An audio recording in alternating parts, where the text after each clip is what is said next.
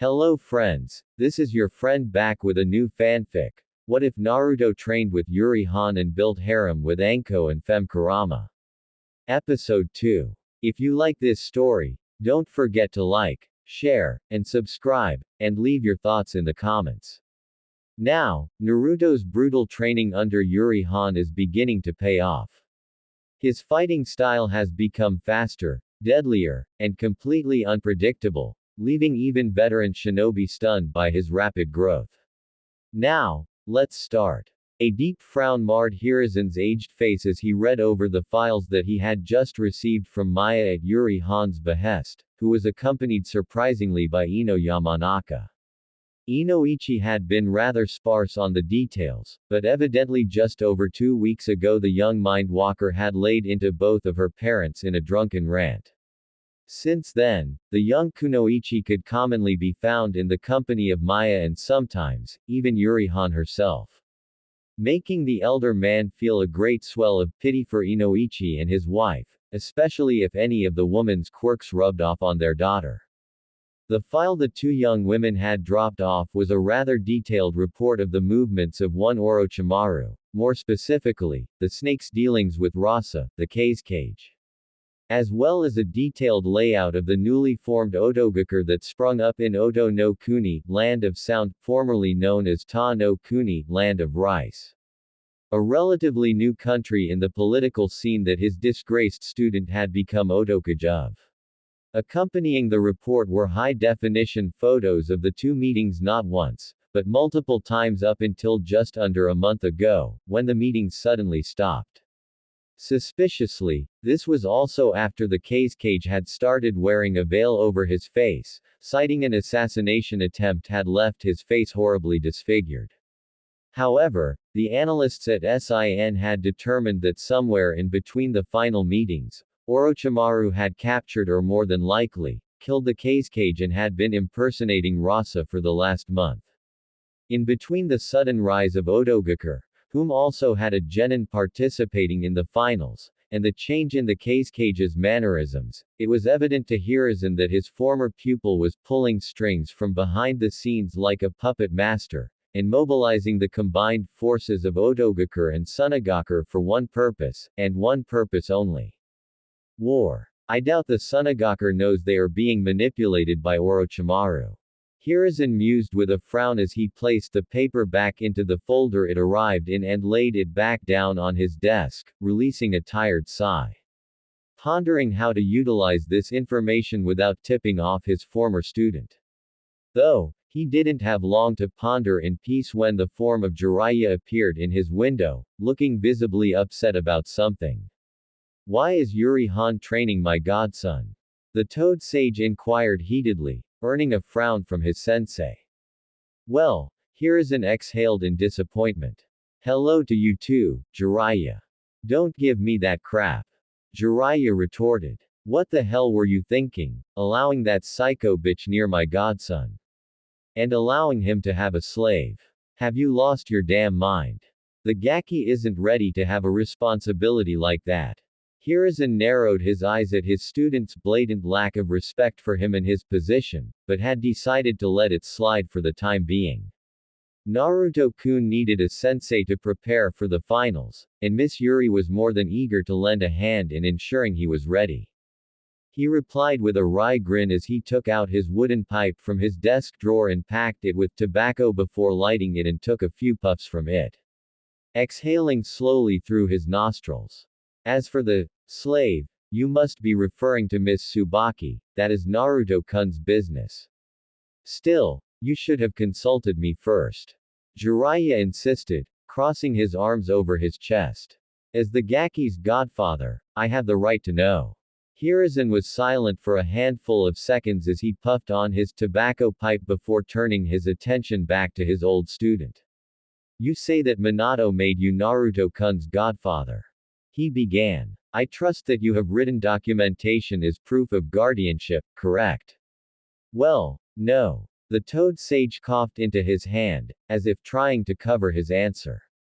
It was a verbal agreement. Minato never had time to draw up the paperwork and then, well, that night happened. The elder village leader inwardly frowned at this. Minato was not the type of person to leave loose ends unresolved. Especially something as important as securing his own son's welfare in the event anything happened to him and his mother. Jiraiya, verbal agreements will not hold up in front of the courts should someone challenge your claim of guardianship. Hiruzen reminded the white-haired man. Come on sensei. My word should be good enough, right? Jiraiya commented jovially, playing it off as if it was nothing serious. Besides, it's not like anyone can challenge me on it. Actually, that is where you are mistaken. What do you mean? It just so happens that Juri Han has written documentation signed by Kushina-chan, and sealed with the Uzumaki clan sigil, officially placing Naruto-kun under her care. While his face didn't show it, having years of experience in masking his true emotions, Jiraiya was seething internally. He had spent years and a considerable amount of effort trying to keep the damn brat isolated and stunted as much as possible, hoping to make him so attention-starved that the kid would eat up any kind of acknowledgement. Positive or negative, so long as someone acknowledged him. However, even in death that damned Uzumaki bitch had interfered with his plans once again.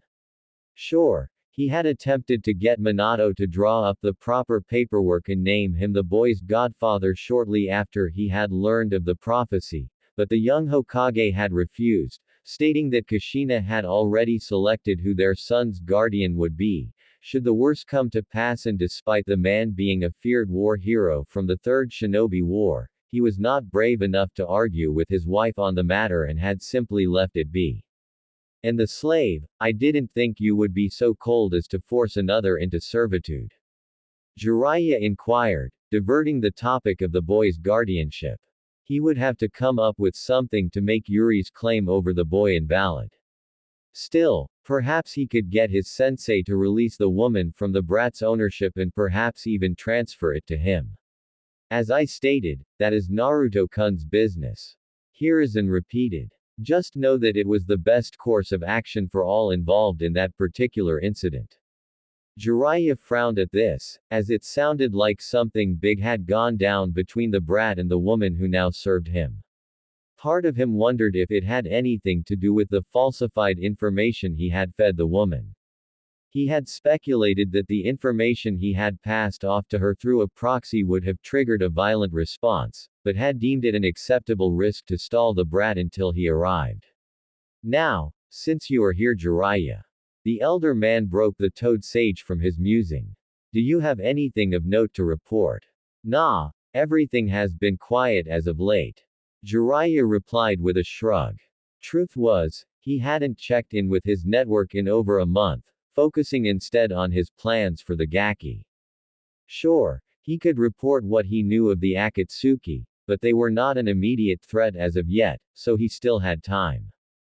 Hiruzen's eyes brushed over the folder that Maya dropped off not too long ago, and allowed a frown to fall upon his face. He had intended to have Jiraiya investigate whomever had given the falsified files to Tsubaki, however with the supposed spy master, disregarding a new shinobi village springing up practically overnight, he had decided against that idea. Not to mention the plot surrounding his wayward student Orochimaru and the man's dealings with Sunagaku. In short, Jiraiya's famed network was proving to be unreliable at best or incompetent at worst. If you have nothing, then you are dismissed. Hiruzen stated, a tone of authority in his voice. And I would strongly advise staying away from Naruto-kun and those close to him. I will not be held accountable if you provoke Juri Han. With a scowl on his face, Jiraiya departed the office through the window he had entered from. Knowing full well that his old sensei would refuse to offer any aid in separating the brat from the damn bitch. No, if he wanted to salvage his plans for the prophecy, he was going to have to go behind the old man's back and seek aid from the fire daimyo's court itself. Though first, he had to find a way to nullify Yuri's claim over the brat. I will have to request Danzo's aid in this. If anyone can find any dirt on that damn woman, he would. He plotted. Though he won't do it for free. I can't give him the Gaki, but perhaps offer the old war hawk his pick of the brats kids when he has any. After all, children go missing all the time. Elsewhere in Konoha, Sakura. It had been 2 weeks since Sakura Haruno had seen her rival and frenemy, and the Pinkett was starting to get worried for all the wrong reasons. While the logical side of her mind was worried about her rival's well-being, those concerns however were drowned out by her fangirl mentality. Envisioning various scenarios, both innocent and lewd in nature, of the young Ino Yamanaka seducing her Sasuke-kun away from her. Which is what led the pink-haired Kunoichi to her current destination. The Yamanaka flower shop. Taking a deep breath, she pushed the door open. Upon entering the flower shop, her nostrils were assaulted with various aromas from the fauna that filled the room. Orchid, roses, lilies, azalea, marigold, and even the rare fire lily native to only the most remote locations within Hi-no-Kuni could all be found in this one room. Their sweet scents mixing with the wet soil used to nurture the various flora. If Sakura were to be honest with herself, she would admit that she missed hanging out with her former friend here. Ah, Sakura-san. A deep voice drew her attention to the counter, where a tall blonde male stood. Haven't seen you in a while. Yeah, it's been a while, Inoichi-san. Sakura timidly replied. She had always felt a little intimidated by the man, especially considering his position within the torture and interrogation division in the village. Second in command, just under Ibiki Morino. While Anko Mitarashi, the crazy proctor from the second phase of the exams, used physical means to extract information, Inoichi took the psychological approach. What can I do for you? Inoichi inquired with a smile. I was wondering if you can tell me where Ino is. Pinkett asked. I haven't seen her since the preliminary rounds, and I am getting kind of worried. Almost immediately the man's mood seemed to plummet at the mention of his daughter's name. With a heavy sigh, his shoulders slouched a little. I'm afraid the last time I have seen her was nearly 2 weeks ago when she laid into her mother and I something fierce. The man started with another heavy sigh. Though I suppose we deserved it. Anyways, she has been staying at the SIN building last I knew. SIN. Sakura parroted. The acronym sounded familiar, but she couldn't exactly place it. Shinobi Information Network. Inoichi explained. They're a sort of freelance information broker company, privately owned. Originally founded in Konoha about 20 years ago or so, but moved their headquarters overseas to the outerlands. Anyways, he continued. You'll find their building in the financial district not far from the Hokage's tower. Very modern looking, you can't miss it. And if you see my daughter, tell her I am sorry, okay? Okay. The young Kunoichi replied with a frown. Any thoughts of Ino seducing Sasuke banished from her mind since it was clear that whatever happened between Ino and her parents sounded very serious. Enough for her to move out. Unsure of what else to say, Sakura bid Inoichi farewell and quickly departed the shop and proceeded to her next destination that was located on the other side of the village.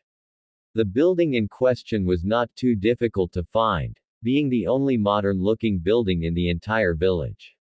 Standing a modest 3 stories tall, covered in dark gray marble tiles and reflective glass windows making it nearly impossible for anyone to peer inside, with a very simple Shinobi information network displayed on the side of the building in white. Finding the entrance to the building, she gave the door a firm tug to open, but found it would not budge. Stepping back, she frowned before her eyes fell onto a small black box on the wall next to the entrance with a simple white button on it. Hesitantly, she pressed the button and waited. Yes, came the short response from the box.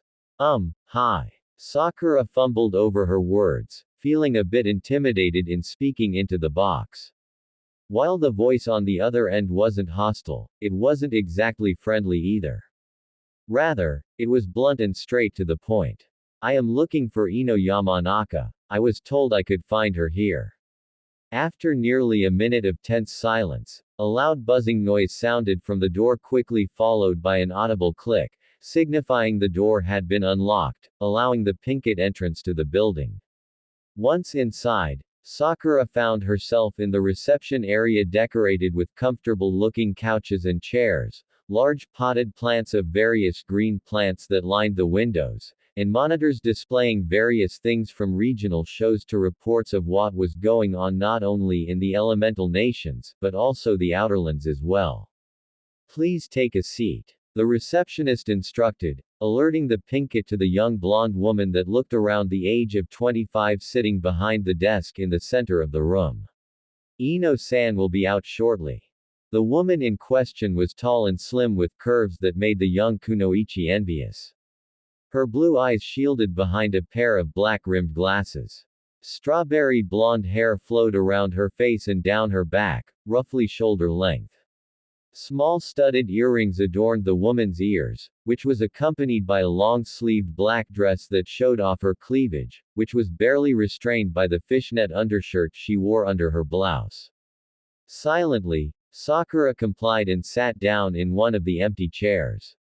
Her eyes wandered over the television screens as numbers scrolled across them, indicating the stocks of various companies both local and foreign as they rose and fell in the financial storm that was the stock market. Minutes ticked by before the sound of chattering echoed from down the hall as two figures entered the room. The first individual Sakura took notice of was a woman with long crimson hair that was tied into a long braided ponytail that ran down her back, stopping just above her ankles.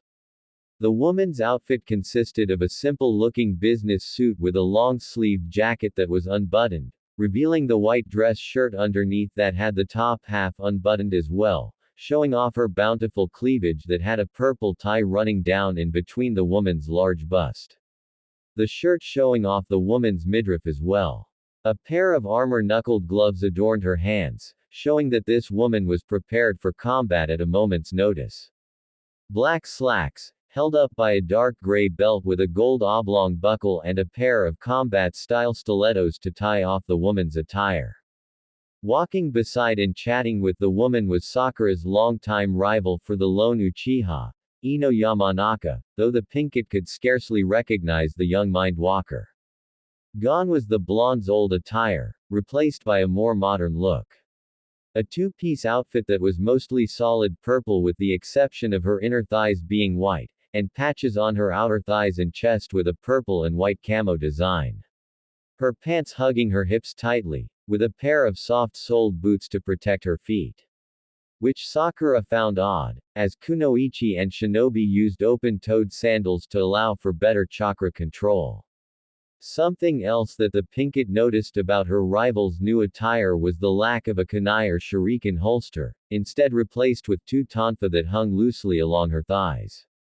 The top of Ino's new outfit consisted of an open-shoulder, long-sleeved vest which covered most of the mind-walker's arms with a pair of combat gloves adorning her hands, giving the young mind-walker the appearance of an assassin or spy from the movies the Pinkett had seen in years ago.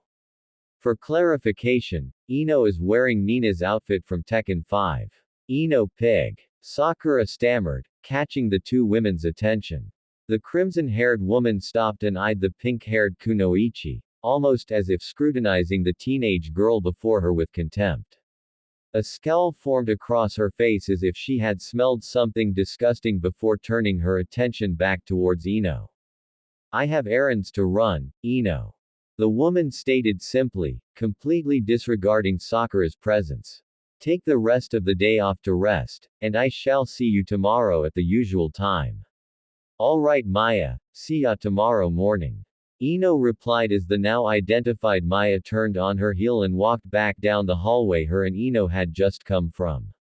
Once the crimson-haired woman had left, the young blonde turned her attention to her former rival. Been a while Sakura, what brings you here? Okay, what the hell happened? Sakura finally inquired, breaking from her confusion. You just disappeared after the preliminaries, then you moved out of your parents' house all of a sudden, and now you're here in this place.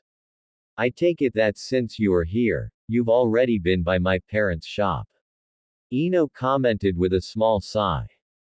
Yeah. Sakura frowned. Your father said something about you laying into both of them before you disappeared. Yeah. Ino nervously chuckled, rubbing the back of her head. I kind of stayed out late that night drinking within. What? The Pinkett interrupted. But, we're too young to drink and. The young blonde woman shot her former rival an unamused and mildly annoyed look. Yes, Sakura, I was drinking. As kunoichi, we can do that. Ino deadpanned with a heavy sigh, wondering if the Pinkett even paid attention at all when Iruka-sensei had given them the lecture about the privileges that came with earning your Hite 8. Anyways, full of liquid courage, I went off on both of my parents. My father for being overprotective and not allowing me to show my true potential, and my mother for trying to turn me into a gold-digging whore. What? Sakura stammered, confused by what she was hearing. What's going on, Ino? Ino frowned before letting out a soft sigh. She supposed that she had to talk to someone about this. If only to get it off her own chest and give her some sense of clarity as to how to approach her parents, namely her father. While she did view Maya as a friend and in some ways, a sister-like figure, the young mindwalker didn't want to burden the crimson-haired woman with her family problems. Sakura however was well acquainted with her parents and at one point in their friendship early on, was considered to be a second daughter to them. Look, I am hungry. Ino began, turning her full attention to the Pinkett. How about we talk about this over lunch? All right. Sakura agreed, her curiosity eating at her to find out what had transpired between her rival and her parents. I'm heading out to lunch, Khalifa-san. Ino informed the blonde secretary sitting behind the front desk. Want me to bring you back something? The woman seemed to think over her options, before a sultry grin spread across her face. How about a sample of that blonde stud? Afraid you'll have to get in line for that appetizer. The young mindwalker laughed. I haven't even gotten a taste of him yet. Sakura could only blink in confusion as she looked between the two blondes. Suppose I will have to settle for my usual then. Khalifa sighed. Spicy roast lamb, a loaded baked potato and a salad on the side then. Ino confirmed, earning a nod from the spectacled blonde woman. All right, be back as soon as I can. With that, Ino led Sakura to the exit and out of the building to head to her favorite establishment to eat at, Yakiniku Q. Konoha Market District, Tsubaki Koto. Tsubaki hummed happily to herself as she made her way through the shopping district of the village. A medium-sized bag filled with various vegetables, and other ingredients she planned on using for this evening's dinner for her young master. Shortly after their unfortunate encounter with Jiraiya, Yuri had called an end for Naruto's training for the day after he had successfully summoned his personal summon for the eccentric woman. Unfortunately for Tsubaki, her young master's personal summon was a giant spider. Something that had sent chills down her spine. Still, the former Jonin had wanted to spoil the whiskered teenager this evening as a reward for not only defending her honor before the perverted Sanin, but also outright rejecting the man's offer to buy her without hesitation. Something she was extremely grateful for as she could only imagine the humiliation the Toad Sage would have in store for her. Since the elder man lacked the same empathy and humility the young Uzumaki had. Whereas Naruto went out of his way to avoid any phrases that sounded like commands towards her, Jiraiya would no doubt abuse the fact that she would not be able to refuse an order given. Let's see. Tsubaki began to double-check her purchases for tonight's dinner. Flour, eggs, baking powder, and chicken broth. I just need to get the pork cuts and that should be everything I need to make ramen from scratch. Stop dragging your feet and keep moving. A harsh whisper broke the former Jonin's attention, turning her attention towards two figures moving through the marketplace. One male with bandages covering most of his face, leaving only his left eye and eyebrow exposed, roughly pushing what appeared to be his teammate, a young woman with fair skin and long black hair that almost ran down to her calves, tied by a violet ribbon near the end. Tsubaki narrowed her eyes and she observed too. The body language of the young kunoichi clearly showed that she was uncomfortable and was not being led willingly to whatever the duo's destination was. Silently, she watched as the male genin shoved the kunoichi off of the main street and into a small alleyway. Taking that as her cue, Tsubaki secured her shopping bag and leapt into action, taking to the rooftops to follow the duo and learn more about what was going on. Just so you know, Kin, it's nothing personal. The rapt genin stated, though his tone was less than sincere. Bullshit, Dosu. The identified Kin retorted with a scoff. I bet you're hoping that if you're an obedient bitch, the damn pedophile will let you suck him off while his four-eyed fuck buddy fucks you in the ass. The bandaged genin took offense to the young woman's words and roughly grabbed her, spinning her around and slamming her against the wall, earning a pained grunt from the kunoichi. His lone visible eye narrowed dangerously as he brought up his Kayome Supika dangerously close to her face in a threatening fashion. Don't ever disrespect Orochimaru-sama in front of me again. Dosu hissed. If not for him your life, and it's your life he. However, before he could utter another word his body suddenly became limp, causing him to fall forward. Landing face first into the wall right next to Kin, knocked unconscious. Surprised by this sudden turn of events, the Oto kunoichi turned her attention to her unlikely savior, a dark-haired woman of average height with black hair braided into a ponytail that ran down her back, while a pair of dark bangs framed her face. Not to sound ungrateful, but who the hell are you, and what do you want with me? Kin inquired, her body assuming a defensive stance as she eyed the woman skeptically. I observed your trek through the marketplace. Tsubaki stated. Your body language indicated you were not comfortable with your traveling companion here. Not to mention, he was hardly quiet in regards to your involvement with Orochimaru. Upon hearing the snake Sanin's name, the young kunoichi's eyes widened in fear, having assumed the worst possibilities that now lay in store for her, due to her association with Konoha's biggest traitor. It was obvious that even with her weapons, she would not stand a chance against this woman. Judging by her posture and how easily she dispatched Dosu, Kin could tell that she was not a civilian by any means. Perhaps an off-duty kunoichi, Jonin level at least, if not Anbu. So, Kin swallowed thickly. What now? Now, we go see Hokage-sama. Tsubaki commented as she held out her hand to the young Oto kunoichi. You want a way out from being under the snake? I may have a solution that will keep you safe from both Orochimaru as well as keep you out of prison. In a span of a few seconds, Kin weighed her options. Either go with this woman who had just saved her from being used as a sacrifice for that snake bastard and accept what she had to offer, or attempt to strike out on her own with no one to look out for her. With a reluctant sigh, she accepted the older woman's hand, and in a flurry of swirling leaves, both were gone from the alleyway. Yakiniku Q, Sakura and Ino. Sakura could only stare at the blonde young woman seated across from her, completely gobsmacked at not only at what she had been told from her companion, but what she was currently witnessing. The young Yamanaka heiress had already put away 2 hefty plates of food from the buffet, and was currently working to clear her third. So let me get this straight. Sakura broke the silence as she rubbed her temples as she tried to wrap her mind around what she had learned so far. You're saying that the entire time we were in the academy together and up until just 2 weeks ago you've been hiding what you're actually capable of because your father is overprotective of you. And you never liked Sasuke-kun and only pretended to in order to blend in with the crowd, as you say, because your mother suggested it. But she only suggested it to get access to the Uchiha clan's wealth. Not only that, but you are attracted to someone else. Did I miss anything? Nah, that's about the gist of it.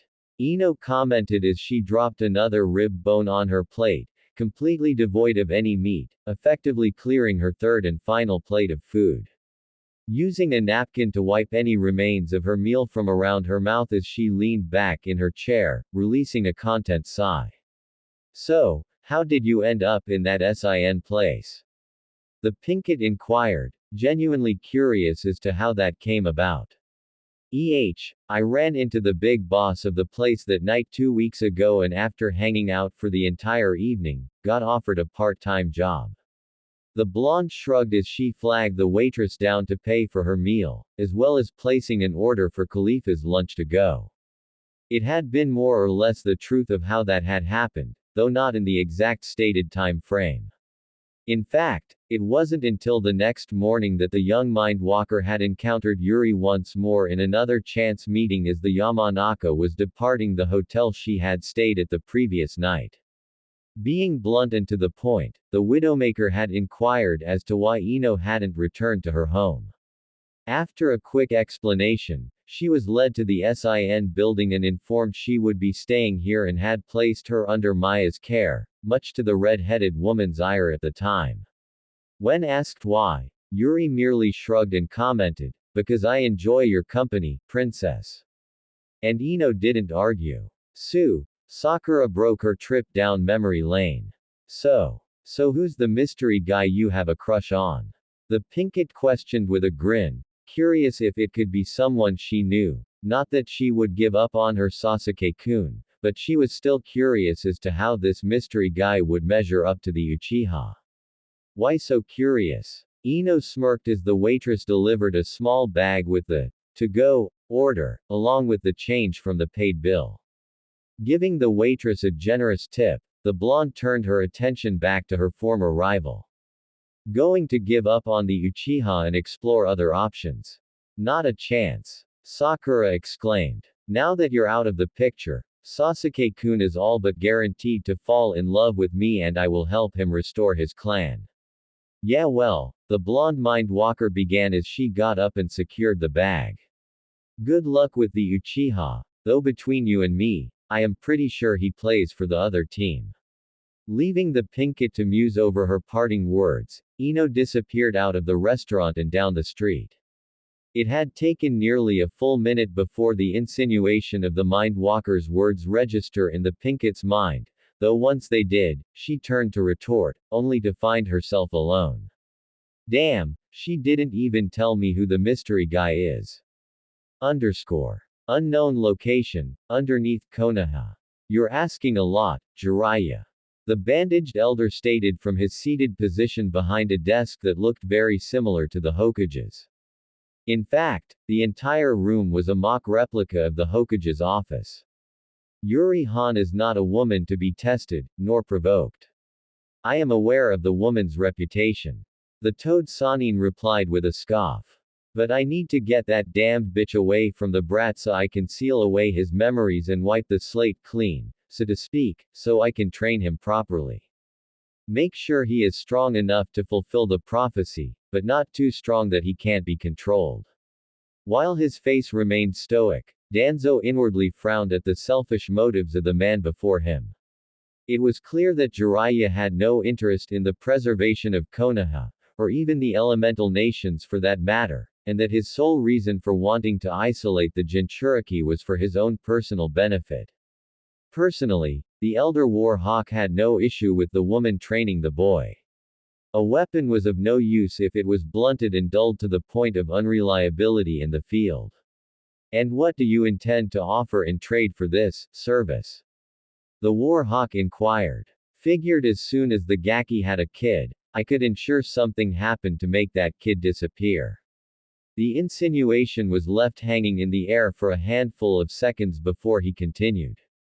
However, until that happens, I could throw my voice behind your bid for the hat, since the old man is getting senile in his later years. Allowing the brat to do as he pleases, not to mention owning a slave. At this, Danzo allowed himself to quirk an eyebrow at the Sanin's words, ignoring the latter part, already well aware of Tsubaki's current servitude to the Uzumaki for her attack on him weeks prior. However, the former part had caught his attention. Having the support of Konoha's only remaining, loyal, Sanin in his move for the Hokage position would carry a lot of weight behind it and practically ensure his victory. It was certainly a tempting offer. It will take time to fabricate convincing evidence to bring before the fire daimyo. Danzo stated after a handful of seconds. This is something we cannot rush and must take every precaution as to prevent anything linking this back to us. Yeah. Jiraiya waved off the Warhawk's caution. I'll leave that to you. In the meantime, I gotta go check on my spy network and forge some guardianship papers to ensure the brat will be given to me. Having secured the deal, the Toad Sanin left Danzo to his own thoughts. This is quite the gamble I am taking. The bandaged elder mused to himself, the every slightest hint of a grin forming on his lips. But the rewards will be well worth the risk. Not only will I become Hokage, as I should be, but in years to come, I will have the key to breaking the Uzumaki clan secrets. Hokage's office, early evening. Hiruzen let out a tired sigh as he leaned back in his chair and took a thoughtful puff from his pipe, turning to stare out the window and watch over the village as the sun began to dip below the horizon, setting the surrounding forest aflame in its orange-red glow, mulling over what had transpired not even a full hour ago. Tsubaki had arrived with the Otogakure team's kunoichi, stating that they had information that required his immediate discretion, prompting the old fire shadow to dismiss his anbu and secure the office so they could report, though he already had a good idea due to the presence of the genin, and he had been proven correct. Afterwards, Hiruzen had signed off on making one Kintsuchi the second slave under Naruto Uzumaki. Something the now former Otogakure kunoichi had not taken kindly to, understandably so. However, Tsubaki was quick to quell the young kunoichi's anger, informing her of how she herself was his slave as well and assured her that the young blonde had never taken advantage of his position over her, despite her actions against him prior. This had been further reinforced when the Uzumaki in question arrived and had been reluctant to accept yet another slave. The old man's musings were interrupted when a soft knock sounded from the door. Enter. He called, turning his attention towards the doorway as the Jonin sensei of the Suna team entered. You wished to see me, Hokage-sama?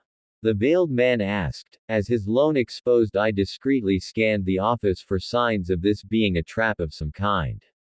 Yes, Baki-san. The elder fire shadow greeted as he pushed the file he received earlier this morning towards the Suna Jonin.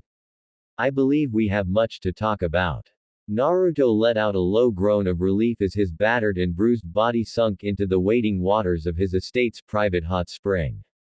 Allowing the heated water to soothe his aching muscles brought on from the intense training that Yuri had subjected him to. With the finals only a week away, the Spider Mistress had become increasingly ruthless in her training. However, he thrived under this kind of cultivation. His instructor held back just enough from seriously injuring him but at the same time, still pushed him to his limits and beyond. All in all, he enjoyed it. Though with the finals only 1 week away, he couldn't help but wonder just who among the finalists would prove to be a challenge for him, considering the amount of harsh training that Yuri had subjected him to. Ultimately Neji, whom he had previously considered a threat 3 weeks ago, would be little more than an annoyance. From what he knew of the Hyuga style, the proclaimed prodigy would not lower himself to use any jutsu. Instead, focusing purely on taijutsu in an attempt to shut down his chakra network or perhaps land a killing blow to his heart or other vital organs. Despite this knowledge, Naruto was not worried in the slightest.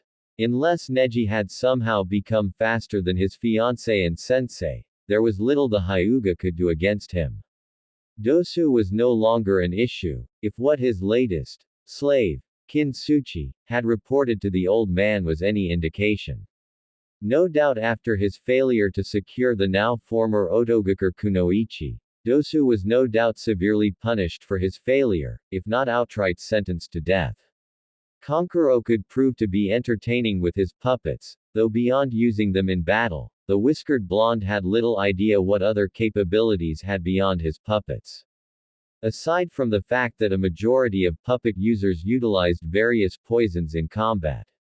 However, The Uzumaki had a feeling that once the puppeteer lost his puppet, it would be all over for him. His sister, Tamari, was the complete opposite of her makeup-wearing brother. From what he had observed during her fight against Tenten was any indication, the Suna Kunoichi specialized in medium to long-range attacks, though her fan could easily be used as a melee weapon should her opponent close the gap between them. The question was, just how durable was that fan of hers and how would she fare without it? Last of the Suna siblings was the youngest, Gaara, a Jinchuriki like himself.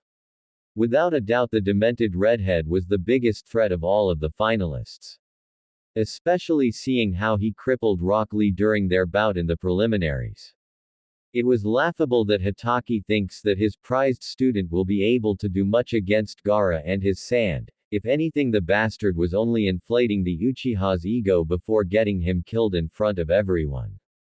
However, with the elemental techniques that Yuri had been drilling into him all week, Naruto may have a way around that annoying sand. Then there was Shikamaru. While insanely intelligent, Nara had one drawback. He was completely lazy and put in the very bare minimum of what was asked of him. Not to mention how effective his shadow techniques heavily relied on the chakra of himself and the one he intended to capture and control. If his victim had more chakra than himself, then the Nara would be quickly overpowered. And even without Sif-chan, Naruto had chakra in spades due to his Uzumaki heritage, making this matchup an easy win for himself. Lastly, there was Uchiha himself. While admittedly skilled compared to a majority of their graduating class, he still lacked self-control and discipline. He was prone to pushing as much chakra as he could into his jutsu, hoping to overpower his opponent, and if someone even whispered Itachi's name, he would go into a rage.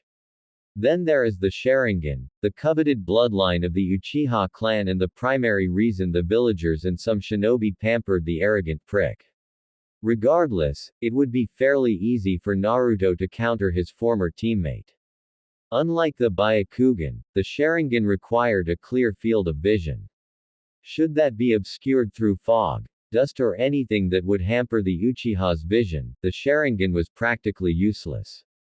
Careful of being overconfident, Naruto-kun. Sif cautioned through his mind, sensing his thoughts. Arrogance and overconfidence has led many shinobi to an early death. I understand, Sif-chan. He mentally chuckled at his tenant's concern. Not trying to sound arrogant or overconfident. Simply assessing what I know of the combatants in the finals, their weaknesses and how I can exploit them.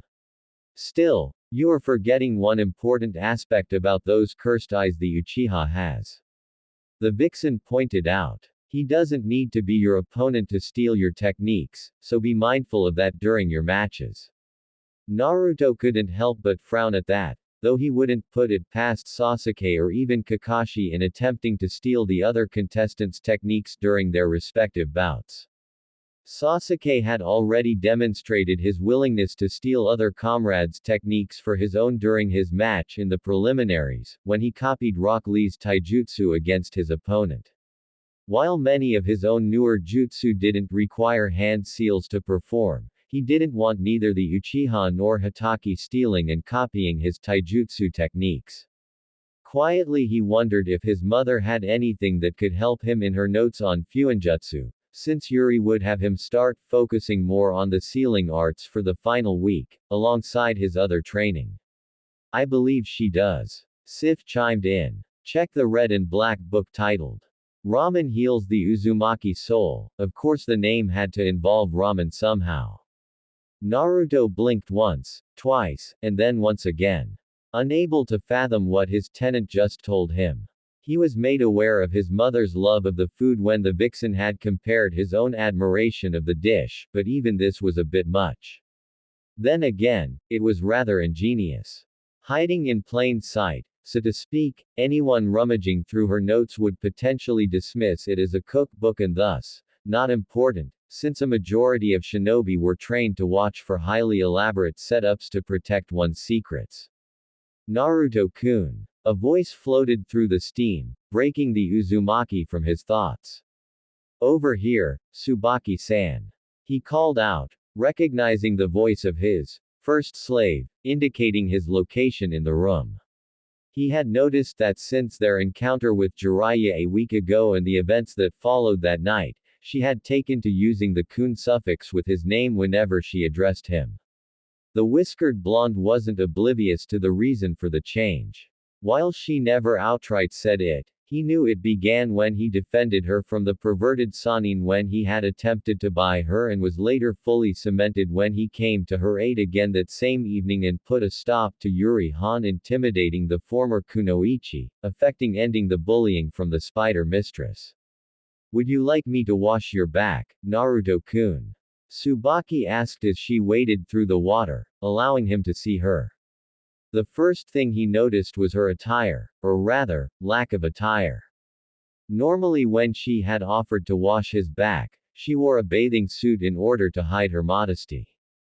Now though, she only had a single towel wrapped around her torso, just barely hiding her nether regions, while pushing up her modest C-cup breasts. Forcing his eyes not to linger, he sat up to allow the young woman to get behind him comfortably. Silence passed between the two as she quietly set to work scrubbing the back of the young blonde with gentle but firm strokes with the sponge. A ghost of a smile spread across her lips as she had always fantasized about these small acts of intimacy when she had first started dating, with Mizuki of all people, allowing her to simply be a woman and not a kunoichi. The irony was not missed on her that she was now, more or less, carrying out that fantasy with the very own the disgraced Shunin hated. Caught up in her imagination, Tsubaki closed her eyes and subconsciously began to lean forward, softly pressing her lips to the back of his neck with a teasing kiss as her arms wrapped around his stomach to embrace her blonde master. In doing so, she inadvertently pressed her bust up against his back. Tsubaki-san. Naruto questioned, as a small shiver of pleasure ran down his spine from where she kissed him. The sound of his voice broke her from her trance as her eyes snapped open, realizing what she was doing. Swiftly, she backed away, her face red with embarrassment. Sorry, she stammered. I didn't mean. It's okay, Tsubaki-san. The Uzumaki stated, interrupting the raven-haired woman and trying to reassure her that he was not upset at all. If he was being honest with himself, I quite enjoyed the feeling. It was different from the moments he shared with Yuri and Anko. Where the two of them were a bit more forward and eager, this was more sensual and teasing.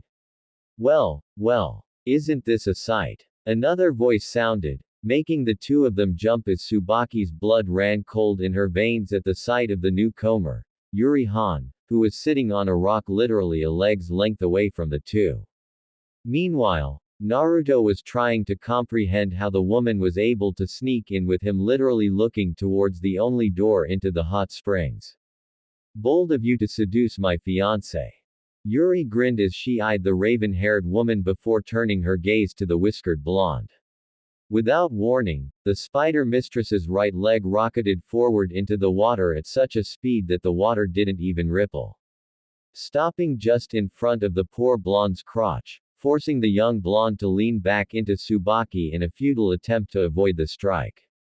As a result of suddenly being jostled, the towel wrapped around the black-haired woman slipped down, exposing her bust that was now being firmly pressed against the whiskered teen's back. Before the Jinchuriki knew it, her delicate but strong toes had gripped his member between her big toe and index toe, eliciting a low groan from him as she teasingly flexed her toes around him. And you, naughty boy. Her grin became more sadistic. Not even attempting to resist her charms. Before Naruto could form words to explain himself in hopes of sparing himself and his ward permanent damage that the Widowmaker would no doubt inflict upon them, Yuri slowly, almost tormentingly so, began to run her foot up and down his hardening length, using her toes to squeeze it firmly. Slow. Deliberate. The woman knew what she was doing and how it was affecting him, as she would stop her caressing just as his pleasure was starting to build, letting it die back down before she started again. However, Yuri commented, pressing her foot deeper into his crotch, just enough to mix pleasure with pain. I approve. Both Naruto and Tsubaki stared up at the deranged woman with a gobsmacked expression. What? It was Naruto's intelligent response. I don't understand. Tsubaki stated. PFF'd. You've been giving Naruto Koi here the side eye for the past week. The spider mistress pointed out, prompting the woman to blush. I was wondering how long it would take before you finally worked up the tits to make your move. However, she continued, rubbing her foot up and down his length again as she licked her lips in anticipation. His virginity is mine. Tsubaki merely nodded in agreement, not wanting to challenge the woman to her claim. Meanwhile, Naruto suddenly found a small rock to his side very interesting and refused to meet the woman's eyes. Memories of a certain single mother in Nami no Kuni joining him in the shower flashing through his head. Oh, what's this? Yuri inquired, almost menacingly. Did you already give it away? Who was it? Anko-chan, the cute ramen waitress, or that shy little Hyuga that stalks you? No, no and no. The whiskered blonde sighed, knowing he was going to have to come clean. Anko-chan and I didn't start dating until this month, and I view Ayami-chan as more of a sister than anything else. And how do you know about Hinata-san stalking me? Anko-chan told me. She shrugged. So, if not any of them, who was the lucky girl? Quote, Tsunami-chan. He revealed. She was the client's daughter from our first C-rank mission in Nami no Kuni. For 2 weeks we flirted with each other subtly, even in front of her father, son, and the rest of my team. Made it kind of a game to see how far we could push it without anyone picking up on it. Finally, Naruto continued with a faint smile as he recollected what had happened during his time with the widowed mother. I guess the dam broke between all the teasing, innuendos and just built-up frustrations. I had just finished training and went to take a shower, and before I knew it, Tsunami-chan had me pressed against the wall and well. He left the implications open. So you bagged yourself a MILF, huh? Yuri stated bluntly. Suppose I will have to meet this Tsunami-chan once these exams are over and see if she is worthy. She may only be a civilian, but she is not easily intimidated. Naruto pointed out, remember that the woman had boldly stood her ground against Gato's thugs when they were sent to kidnap her and her son to use as hostages against her father. Good. The spider mistress grinned. Good. The next morning, Konoha. Kakashi Hatake was in a fairly good mood as he navigated his way through the bustling main street of the village with his nose firmly in his treasured reading material, earning some glares from some of the women he had passed by.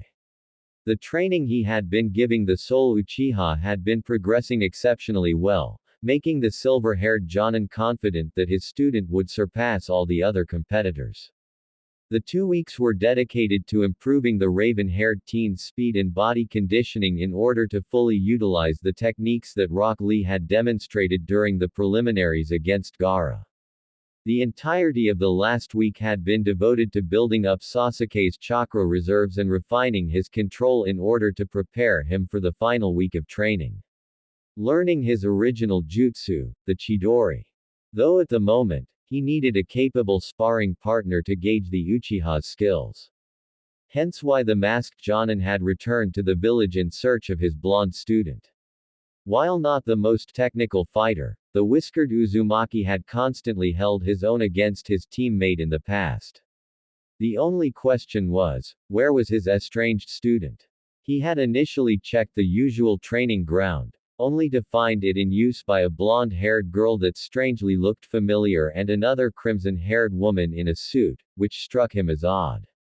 But the one he was looking for was not present. He had quickly vacated the area, lest he be accused of anything scandalous.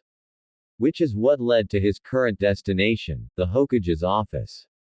If anyone knew where Naruto was, it would be the old man himself. Arriving at his destination, Hatake pocketed his book and knocked firmly on the door, awaiting for the invitation to enter before entering the room. In doing so, he was greeted by the sight of multiple versions of the elder village leader looking over various documents accompanied by the Suna Jonin. Kakashi-san. The real Hiruzen greeted from his desk, turning the masked Jonin's attention away from the clones and paperwork. What brings you here? Well. He stammered, a little embarrassed in what he needed to ask. I was wondering if you knew where I could find Naruto Uzumaki. I wanted to gauge their performance against one another. Hiruzen remained silent for a handful of seconds, puffing his pipe before he let out a long exhale of smoke. I would have figured as his sensei you would be training him for the finals that are about to begin next week. The elder man commented, his voice and body language betraying nothing but still calmness. You have been training him as well, have you not? Well. He fumbled for an excuse. Since both Naruto and Sasuke advanced to the finals, I had thought it would be a conflict of interest to train them both at the same time, so I have been focusing on Sasuke since we both have the Sharingan. The elder man merely nodded, almost as if understanding. I trust you found someone suitable to train Naruto-kun then? He inquired, eyeing how Hatake stiffened at the question.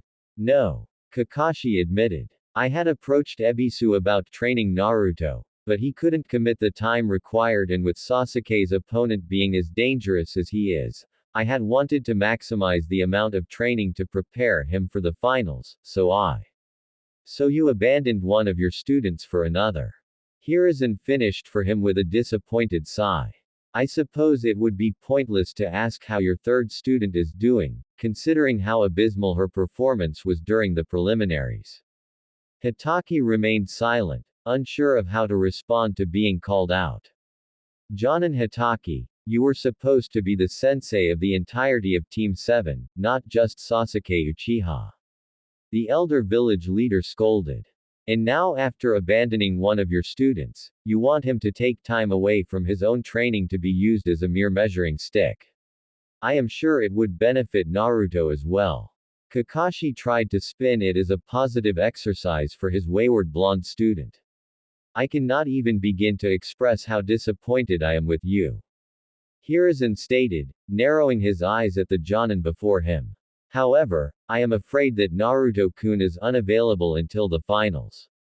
After you failed in your duties, he found himself someone who has a vested interest in bringing out his full potential. This alarmed Kakashi, as he hadn't expected the whiskered teen to find someone to train him during the month-long break. Is there any way I can meet this person? Hatake inquired, trying to salvage the situation. Perhaps we could coordinate training for both Sasuke and Naruto. Not likely. Hiruzen shot down the suggestion, as he could only imagine the horrors Yuri would unleash on both the Uchiha and Hatake when they eventually met. They are only interested in training Naruto-kun, and have already taken him on as their official apprentice. Apprentice? Kakashi asked, his lone eye widening at the revelation. But Naruto is my student. Was your student? The elder man corrected. And you failed him, just as you failed your other student, Sakura Haruno. It seems the only one you truly care for is Sasuke Uchiha, so I am going to give you what you want.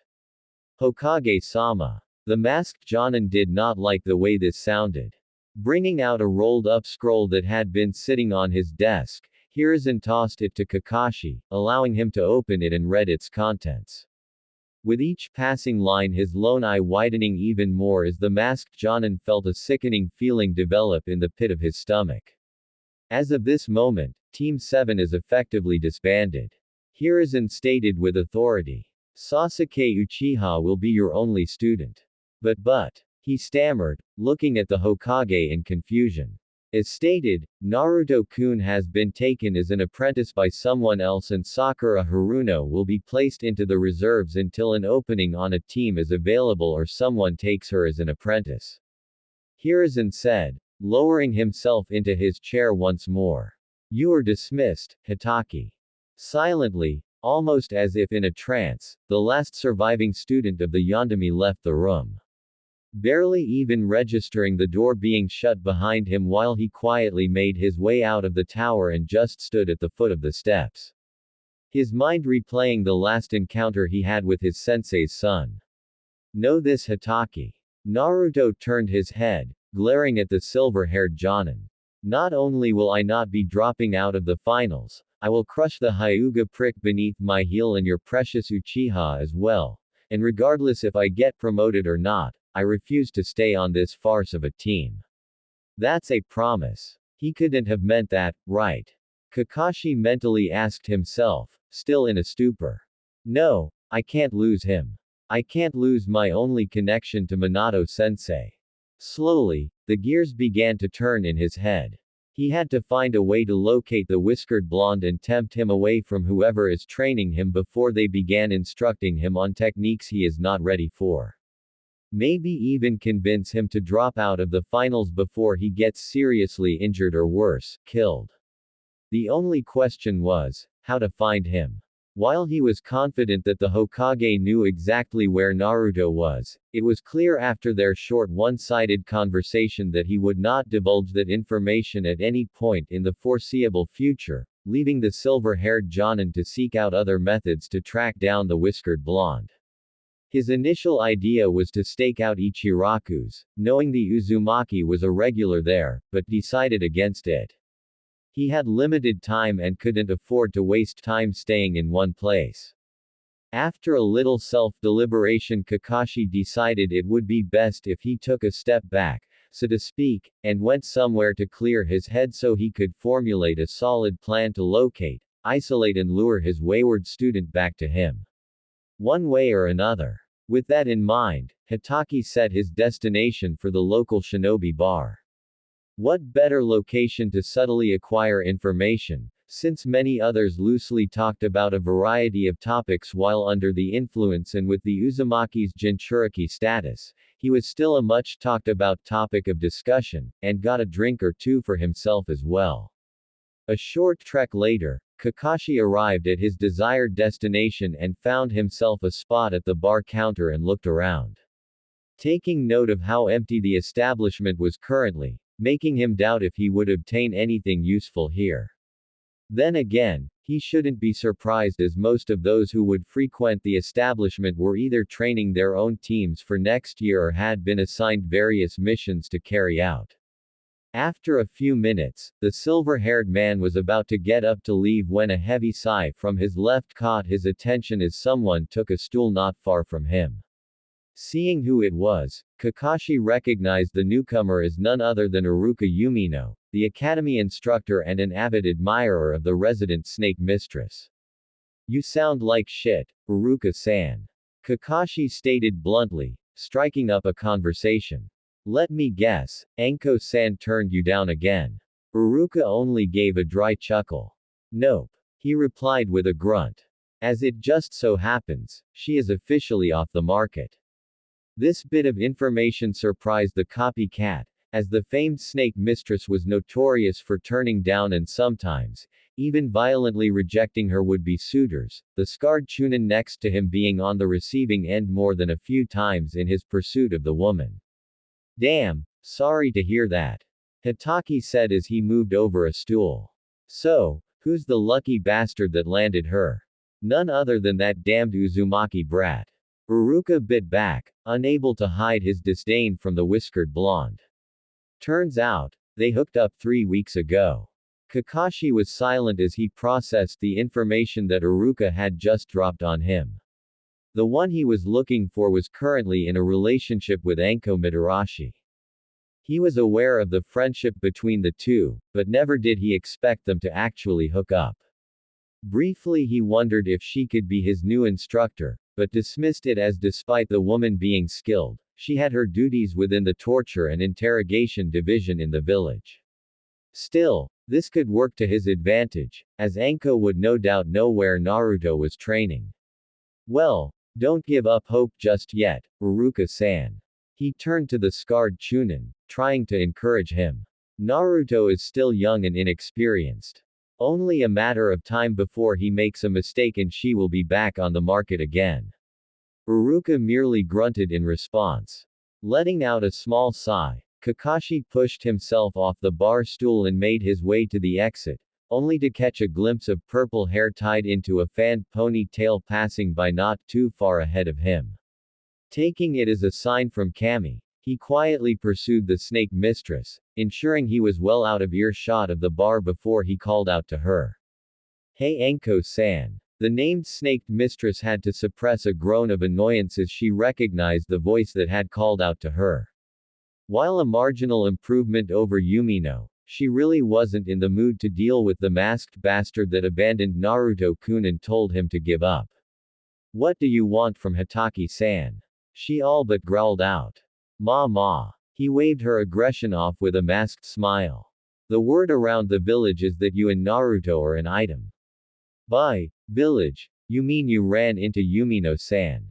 She sneered, knowing the sniveling Chunin was still crying about her not giving him a chance. And how is it that I am dating any of your business? No need to be hostile, Kakashi tried to placate the annoyed snake mistress. I just wanted to invite you for a few drinks where we can exchange stories about our mutual blonde friend. Hearing this, Anko narrowed her eyes in suspicion. Years of working beside Ibiki and Inoichi within the torture and interrogation division had trained her to subconsciously read one's body language to determine if they were hiding something in their intent, and Hitaki's body language loudly screamed that he was after something more than just swapping stories.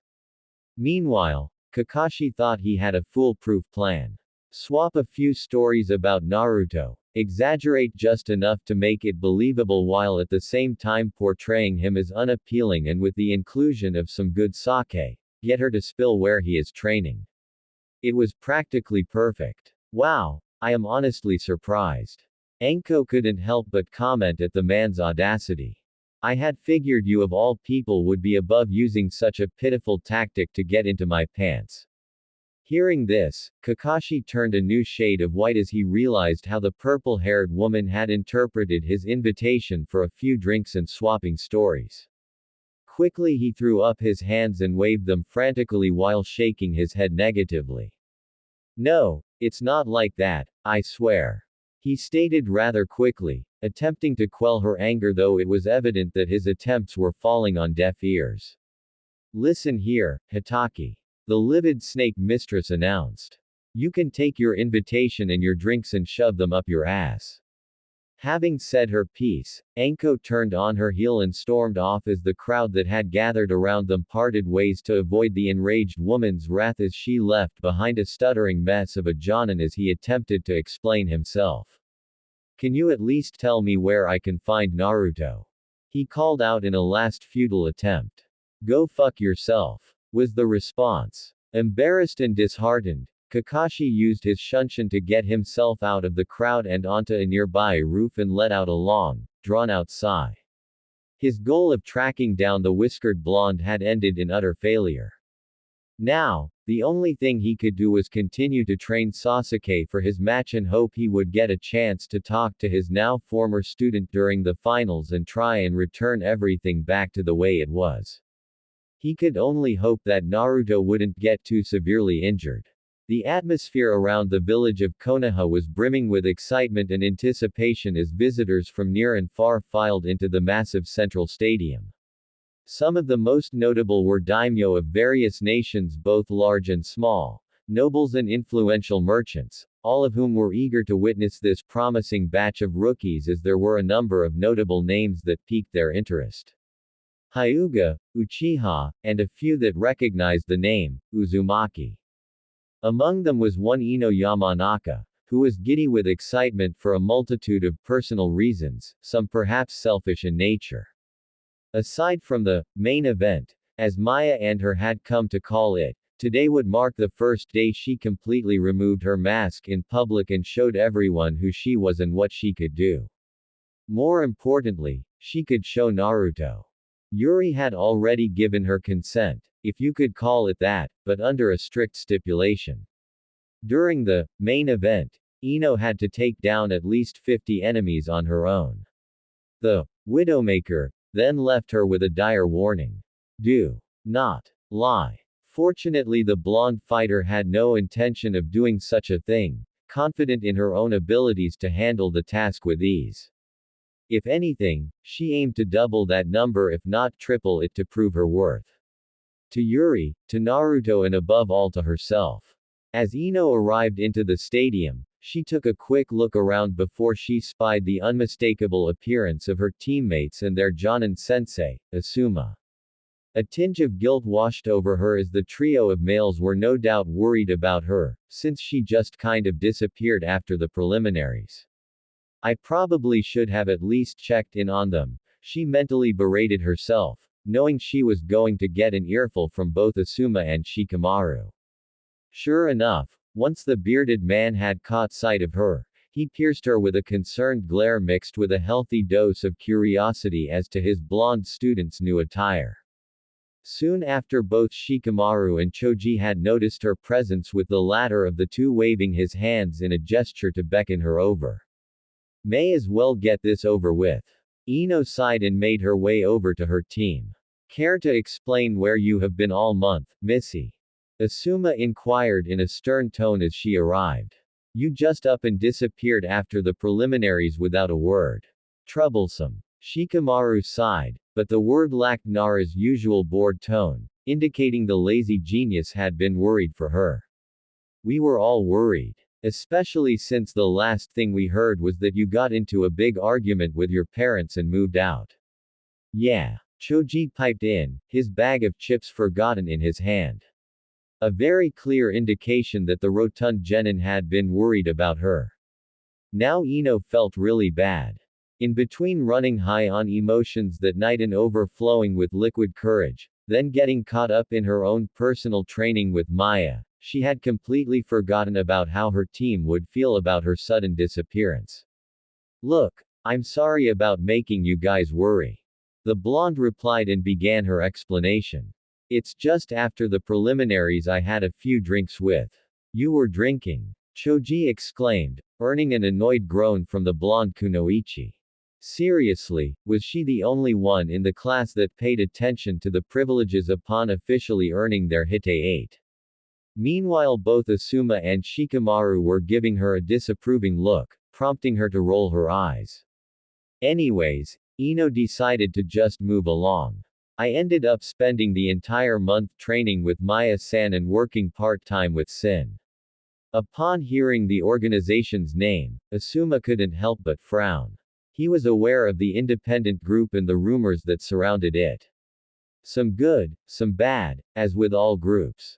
However, he didn't like the fact that the group held no real loyalty to Konoha itself. Instead, working for whoever paid. Who is this Maya person? The lazy Nara asked. She has been my training partner for the past month and is sort of my mentor in Sin. The blonde replied. And what does she do in Sin? The bearded Jonin inquired. Ino had to pause at this. She never really considered what Maya's position was within the network, only that she worked closely with Yuri and handled things the spider mistress deemed below her, making her a sort of second in command. Honestly, haven't noticed them use any titles or ranks within the network. She answered truthfully. But, if I were to put a rank on her, she would be the second in command. Asuma narrowed his eyes slightly upon hearing this. He already wasn't thrilled that Ino was working with the private network, even if it was only part-time, but to learn that she was also being mentored by the second-in-command, so to speak, made him uneasy. While he didn't want to believe that Ino could be a flight risk, he couldn't dismiss the possibility either. After all, no one saw Itachi Uchiha turning traitor either. Unknown to him, Ino had already been strongly considering resigning as a kunoichi to take up a more permanent position within the Shinobi Information Network. So what's with the new outfit? Choji asked, bringing attention to her change of attire. And when did you start using weapons? Maya-san convinced me to take up a weapon that would suit me. Ino replied, and it was true. When the two of them first started training together, the red-haired woman had spoken to her about expanding her options and choosing a weapon that best fit her. As such, she chose the dual tonfa. Lightweight, durable, and it came natural to her. As for this, she gestured towards her new attire. It was something my cousin sent me a few months back. Didn't know you had a cousin. Shikamaru commented. She doesn't get to visit often. The blonde sighed in disappointment. The last time her cousin had been able to visit had been just before she entered the academy, and that was almost 4 years ago now. Her work keeps her busy in the outerlands. And what does she do for work? Asuma asked, fishing for more information. Can't say. She shrugged. So you don't know? The rotund genin questioned. No, I literally can't say. She repeated. Knowing that Nina's work as a spy in the outerlands put her in more than enough risk, and the last thing the Williams sister needed was for Ino to run her mouth about her being a spy, bringing much unwanted attention onto her. Both Shikamaru and Choji shrugged their shoulders and settled into their seats, while Asuma stared at the blonde Kunoichi a few seconds longer, weighing his options if he should continue to drill her for answers or just let it go for now.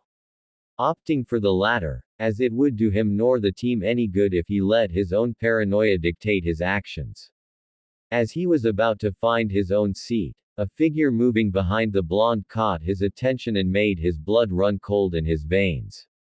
Meanwhile, Ino subtly cocked her head to the side before allowing a faint smirk spread across her lips. Ignoring her sensei's reaction, she turned on her heel and stepped forward, bumping into a familiar dark-haired woman in purple dudo. Practically recreating how they met a month ago. You know, it's rude not to excuse yourself after bumping into someone. The dark-haired woman grinned, licking her lips in excitement. Didn't your parents ever teach you manners? In Ino. Asuma stammered, his eyes darting between the two females that were eyeing each other, as he tried to warn her. Whatever you do, do not provoke her, she is extremely dangerous. Said blonde completely ignored her stammering sensei and kept her focus on the woman before her. The same could be said for you, Juri Han. The young mind walker stated defiantly. Time seemingly stopped as a tense silence followed the blonde's retort. Both Choji and Shikamaru glanced between the two in confusion, unfamiliar as to who this woman was. While Asuma was silently praying to Kami that he would be able to intervene to save his student should the need arise. Suddenly, both women started laughing as they grasped each other's forearm in greeting. Which threw the spectators around them off, having expected a conflict of some sort to erupt between the two. Including one bearded Jonin who was now blinking owlishly between the two in confusion. Hundreds of questions flooding his mind. Namely how Ino knew this woman. Going to sit down here? Ino inquired, gesturing to one of the seats nearby. Nah, old monkey requested I join him for the main event. Yuri shrugged before grinning at the blonde. Speaking of which, remember what I told you? Hey, I aim to triple it. Ino replied back confidently. Are you confident? The Widowmaker asked, grinning madly. Good, I will hold you to that. Instead of backing down, Ino only returned Yuri's grin. If anything, she felt even more excited by the challenge. Silently Yuri departed the spectator area, passing by Asuma who was still frozen in his spot, his half-smoked cigarette hanging loosely from his lip. With a mad grin, Yuri reached over and pinched out the cherry of the cigarette between her fingers before departing. Meanwhile, Ino calmly took her seat just in front of her two teammates, giving her a front row seat to the arena below. Ino, how do you know Juri Han? Asuma inquired, snapping out of his stupor. Bumped into her a month ago, literally. The blonde mind walker responded as she leaned back in her seat and crossed her arms behind her head in a relaxed fashion. And we just hit it off. She's the one who introduced me to Maya-san. Not a complete lie, she simply omitted the fact that the deranged woman was her boss, so to speak. The bearded Jonin could only let out a tired sigh as he took his seat behind his team. Meanwhile, as Ino turned her attention back to the arena floor, a soft thump sounded next to her, signifying that someone had sat in the chair beside her. Peering over, she saw the slumped-over form of Sakura Haruno. What's eating you? The blonde inquired, seeing her former rival not her usual peppy self. Hokage-sama disbanded Team 7. The pink-haired girl replied in a depressed tone, not looking up from the floor. Right now, Sasuke-kun is Kakashi-sensei's only student. I got put in the reserves until there is a team opening or someone takes me as their apprentice, and I don't know what happened to Naruto, I haven't seen him all month. Ino frowned at this, feeling a sense of sympathy for her friend. She had heard from Maya that the team had been disbanded by the Hokage due to Hitaki's blatant favoritism towards the Uchiha, leaving the unfortunate Pinkett adrift in the wind in regards to her kunoichi career. Though, in a roundabout kind of way, this may be a blessing in disguise for her former rival. Since under the tutelage of Kakashi, she had been left floundering. Perhaps now Sakura would be able to grow unrestrained. I just don't know what to do now. Sakura continued. When Iruka-sensei announced Team 7, I had truly thought that true love had conquered all, even if Naruto Baka was on the team, but now. The blonde mind walker said nothing as she allowed the teenage girl to vent. Well, Ino pursed her lips. Just keep moving forward, all you really can do.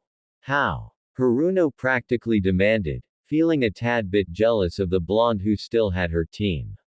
Especially when just 2 weeks ago, she had thoroughly believed everything was falling into place. Ino, her biggest rival for the affections of the sole Uchiha, had admitted she was never attracted to the dark-haired boy and was instead attracted to some unknown boy. You're still a kunoichi, are you not? The blonde asked, gesturing towards the Pinkett's Hite 8 that was still firmly on her head. Well yeah, she responded with a slight scoff.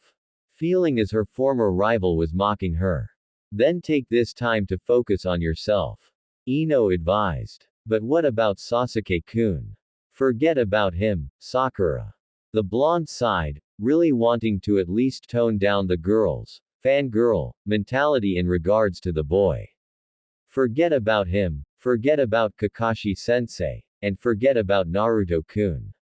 Focus on yourself. You have practically perfect chakra control that can be applied to being either a genjutsu specialist like Kurenai-sensei or a medical specialist like the legendary Tsunade Senju.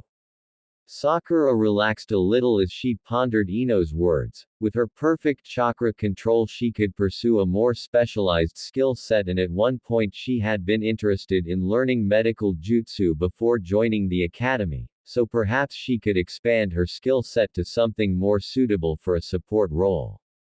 Perhaps then, she would impress Sasuke.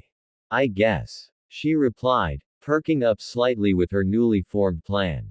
And when I show him how much I have improved, Sasuke-kun will confess his love for me and then we can get Hokage-sama to reinstate Team 7. Ino had to bite her tongue to keep her from lashing out at the Pinkett and potentially physically assaulting the girl as well in an effort to knock some sense into her.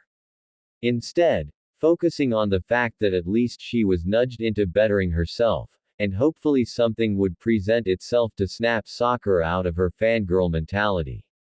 Though, while the Mind Walker was on her own mental rant, Sakura had realized something else Ino had said.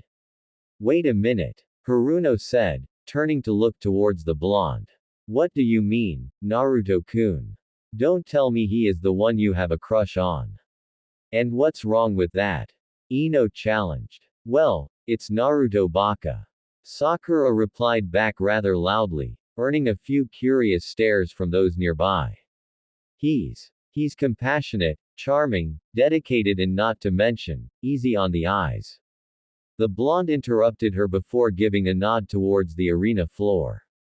Sakura could only look at her, gobsmacked, before turning her attention towards the arena floor. It took her a second to find the aforementioned, dead last, as she was looking for his standard orange monstrosity that he wore all the time, only to find him wearing a pair of black Anbu-style pants, which appeared to be held up by a belt of some kind as she couldn't quite get a good look at it. What surprised her the most was the fact that he was wearing a dark blue mesh top that did very little to hide his defined muscles, much to the enjoyment of Ino, whom was practically licking her lips at the sight, and a pair of fingerless gloves which looked to have protective plates on the back of their hands. Another thing that stood out about the blonde was the fact that he had grown his hair out a little, making him look a little like a younger version of the Yondaime with whisker marks, now that she thought about it. Ino couldn't help but smirk as she watched Sakura's mind seemingly shut down as she took in the sight of her former blonde teammate, unable to put her thoughts to words. Who knew that orange monstrosity was hiding so much delectable eye candy?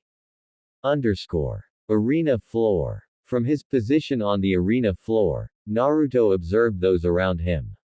As he had expected, Dosu was nowhere to be seen, no doubt having already been executed by Orochimaru for failing to secure kin. He had already surmised that being a very likely possibility last week. He also noticed that his now former teammate was nowhere to be seen either.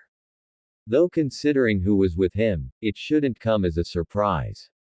He honestly almost felt sorry for the lone Uchiha, as there was a very real possibility that Hitaki's tardiness could cost the raven-haired genin. Almost feeling a set of eyes on him, he peered over and saw his scheduled opponent, Neji Hyuga, staring at him, analyzing him as he had done to the others.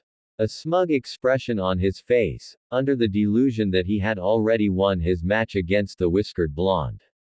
The poor fool was in for a rude awakening. Ahem, a voice broke through the quiet murmurings of those present, echoing across the arena. Ladies and gentlemen, esteemed guests, welcome all and thank you for gathering here in Kanahagakure for the Chunin exam finals. We will now begin the matches of the final round between the 8 candidates who advanced in the preliminaries.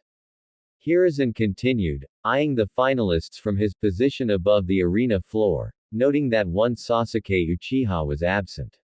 So please, sit back and enjoy the matches. As you may have noticed, we are missing a few finalists. Hayate started from the arena floor, turning his attention to him. So, before we begin I have a few announcements. Pulling out a folded-up piece of paper, he opened it and showed it to those gathered before him. On it were the changes made to the matches, which only really affected Shikamaru as he had been slotted for 2 matches. Over the month break, Dosu Kinuta has withdrawn from the exams. The sickly Jonin announced between coughs. Furthermore, I will make it clear right now, if Sasuke Uchiha is not here by the start of his own match, he will be disqualified. No exceptions. The disguised Orochimaru frowned at this, but had opted to keep his mouth shut, not wanting to bring any attention to himself just yet. There was still time and perhaps the Uzumaki and the Hyuga could stall long enough to get the Uchiha prodigy time. In the stands however, Sakura was not as quiet, making her opinion about the decision very vocal, much to the annoyance of those around her and no doubt would have continued her rant if Ino had not firmly smacked her in the back of the head before reminding the pinkett of her desire to better herself and that her former teammate had an entire month's notice. Listen up all of you, this is the last exam. Hayate turned his attention back to the group of finalists in front of him. The landscape may have changed, but just as with the preliminaries, there are no set rules. You fight until one of you dies or admits defeat. Unless I determine that a clear winner has already been decided. He paused for another coughing fit before continuing. In which case I'll stop the match, understand? Receiving confirmations from the contestants or at least what could be considered as a confirmation from Gaara, he proceeded. All right then, let's begin the first match of the finals. The sickly Jonin announced. Naruto Uzumaki and Neji Hyuga, remain here. The rest of you, proceed to the spectators' booths. As the others vacated the floor, the two soon-to-be combatants stared each other down. The Hyuga tried and failed to intimidate the whiskered blonde, much to his annoyance. Naruto however had a rather confident grin on his face. You look like you want to say something. Naruto stated, watching as Neji clenched and unclenched his fists. You should give up, and save yourself from being humiliated. Hyuga stated, flashing his Byakugan. Fate has already declared that I will be the victor. What? was Naruto's reply, causing Neji to bristle slightly. I said that fate has. What? Fate? What? The whiskered blonde interrupted again, continuing to irritate the Hyuga branch member, which was becoming increasingly effective. You stand there and bend over for fate to fuck you in the ass, and it doesn't even have the goddamn courtesy to give you a reach around. The sound of a maddening cackle could be heard echoing across the arena, causing some to shudder in fear. Up in the cage booth, Orochimaru was staring cautiously at the cackling dark-haired woman who was seated behind the elder cage. While he was aware that the woman was in the village, he had not considered her an issue as she seemed more invested in the Uzumaki brat, but now that she was seated with them as Hiruzen's guest, it made him uneasy. Still, she wasn't loyal to Konoha per se, perhaps he could tempt her into aiding him by killing the old man. Amongst the spectators, Ino was doing her best to hold in her own laughter while both Sakura and Tenten were shocked that the whiskered blonde would say something crass so openly. The latter of the two feeling upset due to the crush she had on her teammate. While in another part of the stands, Hiyashi's face was red with embarrassment as he had his hands firmly clasped over Hanabi's ears to prevent her from hearing such crude language. Face it, Hyuga, Naruto continued. Your so-called fate is just an excuse you cling to because you're too weak to stand up and make your own choices. From his spot between the two, Hayate glanced between both combatants. A subtle smirk on his lips as he listened as the whiskered blonde tore the Hyuga down.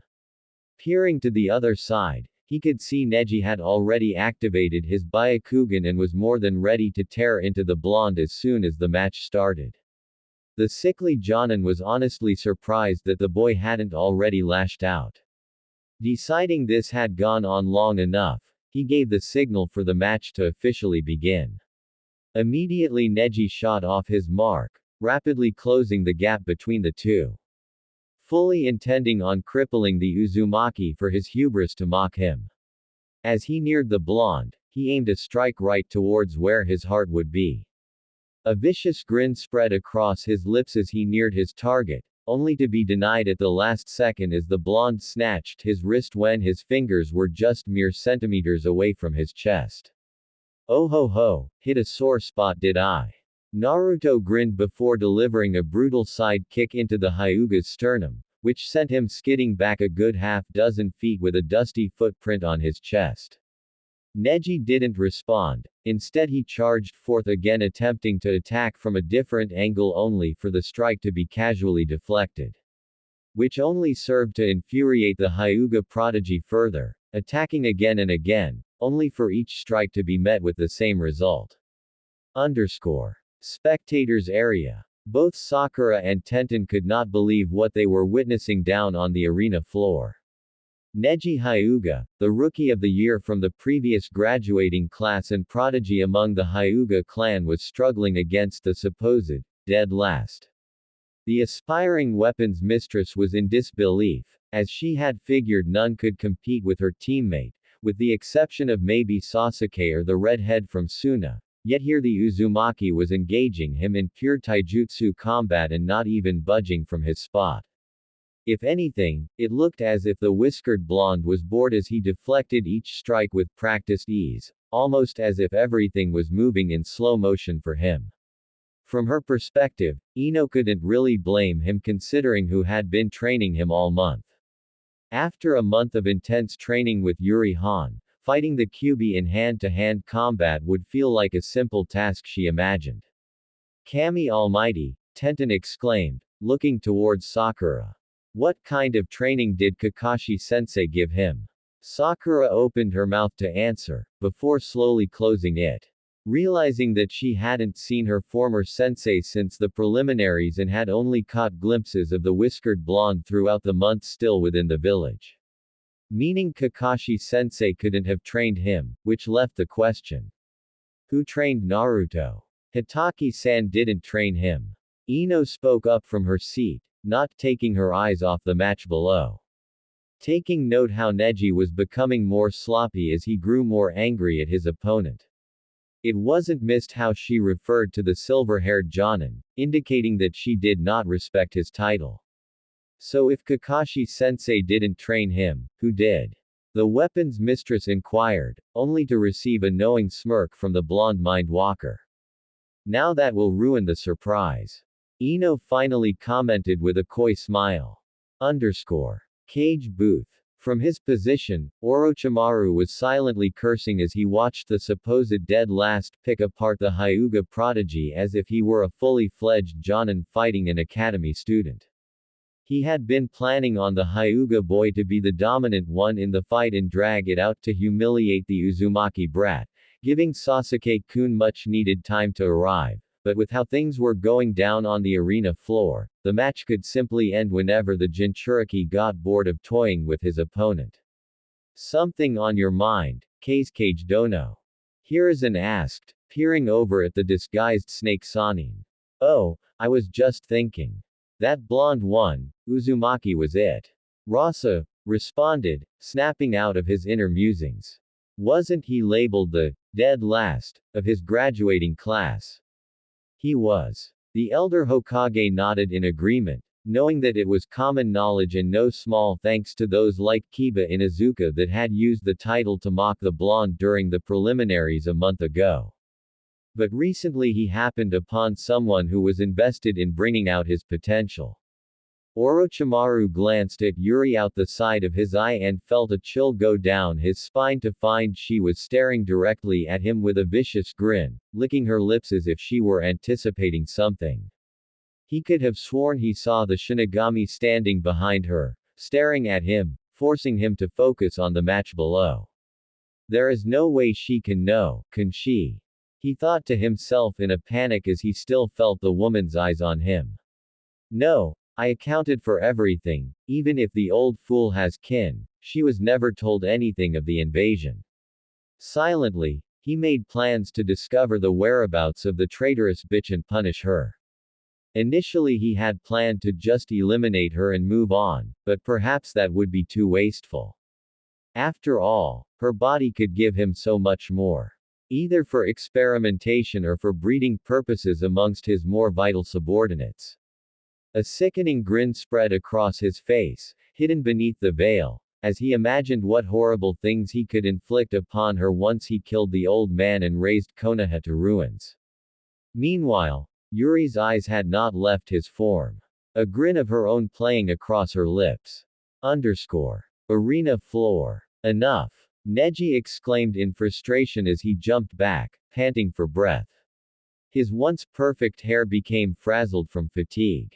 Hake Rokujuyan show. Rapidly and in even quicker succession, Neji began an onslaught of attacks. Coming from every direction at increasing speeds. 2 palms. 4 palms. 8 palms. 16 palms. 32 palms. 64 palms. Neji stood there with his arm outstretched after the final strike, looking forward in complete disbelief as his intended target had caught him at the wrist with his fingers once again just mere millimeters away from his throat with complete boredom. He had blocked every single strike and had caught the last one to simply mock him. Is that it? Naruto curled an eyebrow. Is that all the so-called prodigy can muster? The Hyuga was speechless as he could only gape at the whiskered blonde. That had been his trump card, and the supposed dead last had simply brushed it off as if it were a nuisance rather than an attack.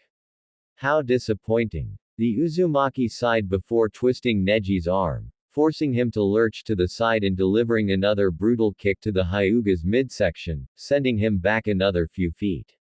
However, I have grown bored of this, so I am going to end this now. Not giving Neji time to prepare himself, Naruto swept in low and sent a powerful kick into his jaw that sent him into the air a solid 6 feet before unleashing a devastating combination of strikes, mixing punches with kicks that kept the unfortunate prodigy suspended in the air and prolonging his reunion to the ground. Each blow impacted like an explosive tag, causing flashes of white-hot pain to rack his body before he finally fell unceremoniously to the floor in a broken heap. Silence hung over the arena as Neji struggled to get up only to collapse under his own weight, staring up at the sky before the face of the whiskered blonde obscured the view. Squatting down, Naruto looked him in the eye before releasing a sigh. You talk about fate dictating everything, that your victory was assured, yet here you are broken beneath me. He spoke, echoes of mockery in his words by also underlying seriousness. If fate truly dictated everything, then you would have submitted when you were matched up against Hinata-san. The blonde continued. After all, she is from the soak while you are from the bunk, you were meant to protect her. Yet, you attempted to kill her simply out of spite after the match was called in your favor. Up in the stands, Tenten frowned as she heard this as it made her realize something terrifying about herself. She was a fangirl. Sure, she may have still taken her kunoichi career seriously unlike other fangirls, but she still blinded herself to her teammates' flaws and ignored the cruelty he had displayed during the preliminaries. Something that she would have to work to correct in the near future. Furthermore, that technique is exclusive to the soak yet you performed it so openly. All eyes were on the Uzumaki as he continued to dress down his fallen opponent. Isn't that a little hypocritical? Neji remained silent as he lay on the ground, though the blonde's words echoed through his mind. Seeing that the once proud Hyuga wasn't going to say anything, he continued. So what will you do now, Neji Hyuga? Naruto asked. Will you take fate's cock out of your mouth and stand on your own, or will you remain on your knees like a bitch? Saying his piece, Naruto turned to the proctor and gave a nod. Winner of the first match, Naruto Uzumaki. Hayate announced loudly. At first only silence permeated from the stands until a single slow clap began, started by one Ino Yamanaka, then others began to join in. Regardless of their prior opinion of the whiskered blonde. Meanwhile, up in the cage booth, Juri Han grinned. Exceedingly pleased with how her adorable fiancé and apprentice had performed, though the real test is yet to come. Hiruzen looked down upon the whiskered blonde with a sense of pride. For the first time in over a decade, he felt as if he made the correct decision in disbanding Team 7 and placing young Uzumaki completely under the Spider Mistress's care. Despite her training style being absolutely brutal, Naruto thrived under that kind of pressure and the results spoke for themselves. I must say, I am rather surprised at the brutal efficiency young Uzumaki-san displayed. Rasa started from behind his veil. His voice was measured and controlled, in hopes of hiding his underlying interest in the Jinchuriki. Such a specimen would have made a valuable prize if he had the foresight to capitalize on it earlier. Perhaps he could approach the boy at a later time and entice the young Uzumaki to join his forces. With what his spy, Kabuto, had reported, the boy was not well liked within the village with the exception of a very few.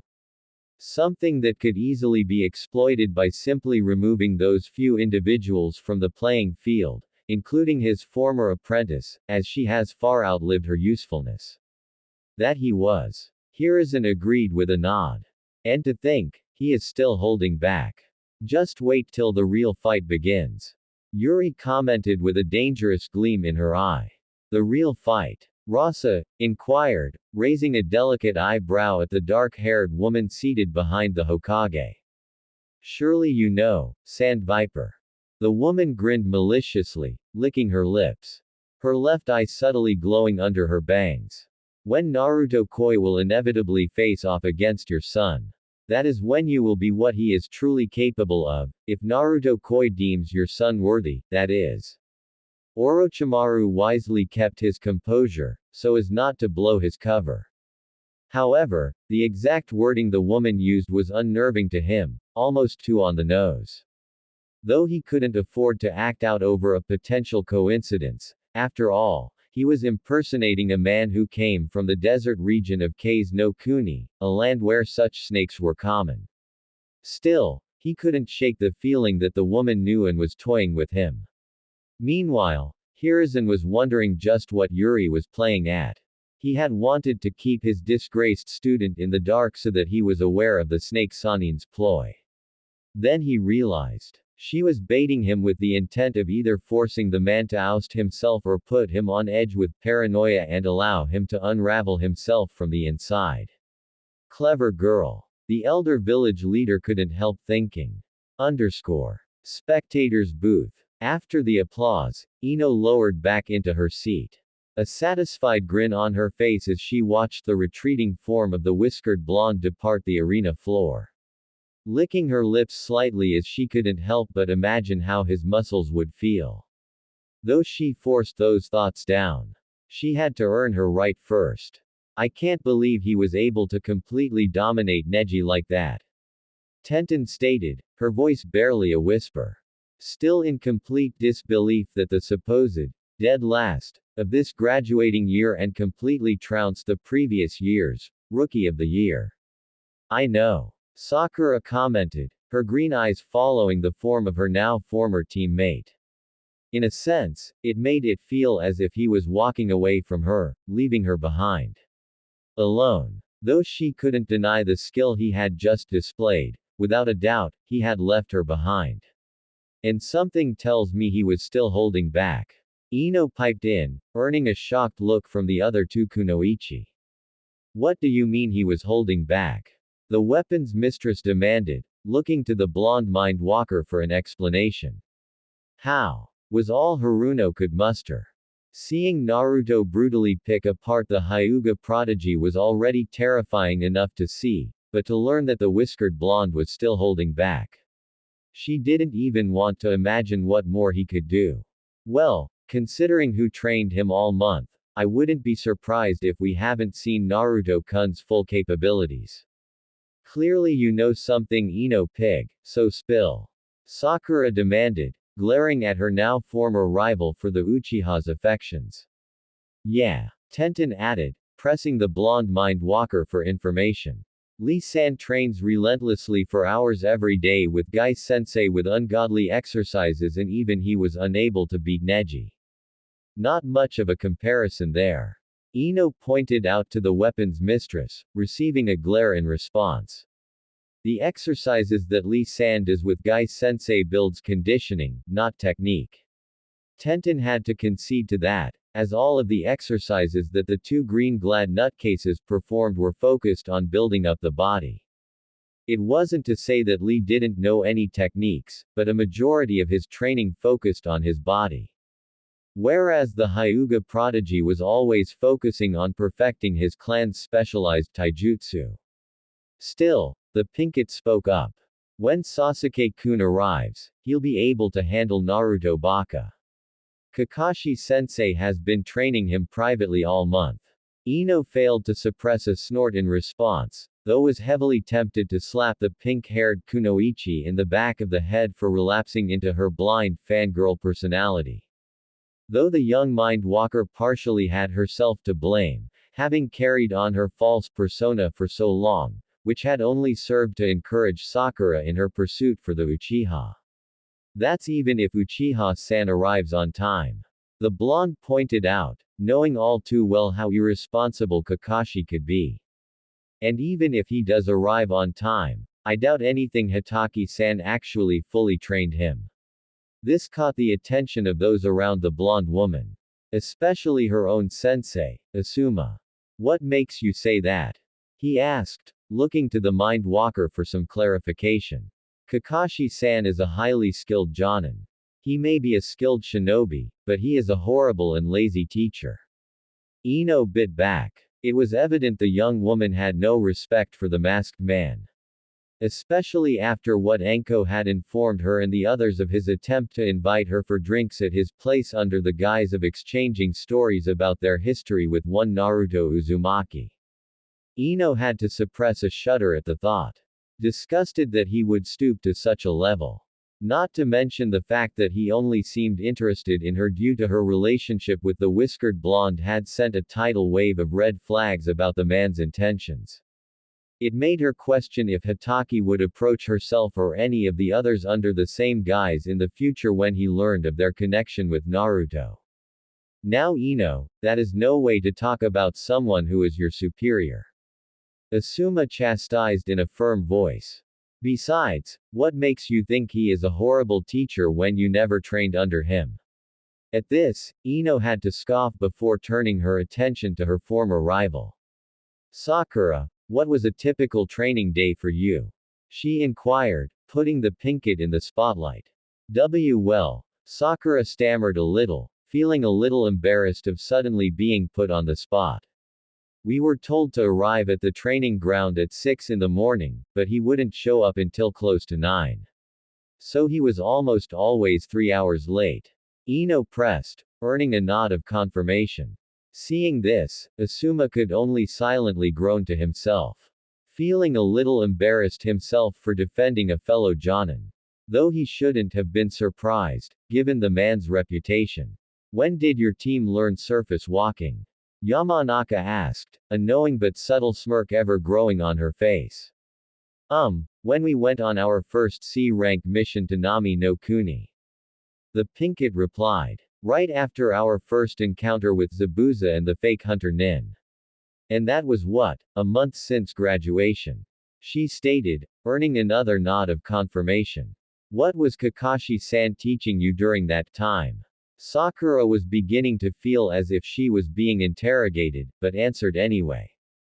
We mostly spent a few hours doing teamwork exercises and then did a few D-ranked missions before he would dismiss us. She answered with a frown, seeing where Ino was taking this. Sometimes, he would request for Sasuke-kun to stay behind to talk. Talk, Ino quipped in an irritated tone. So in other words, give him private training away from you and Naruto-kun. This time, Asuma could not silence his own groan, feeling his own respect for the silver-haired Jonin decreasing. Beside him, Shikamaru frowned at this revelation. As troublesome as it was, their sensei had them practice it their first week after graduation and wouldn't let them stop until they could run up and down the tree continuously for an hour. That, Asuma-sensei, is why I do not respect Kakashi Hatake.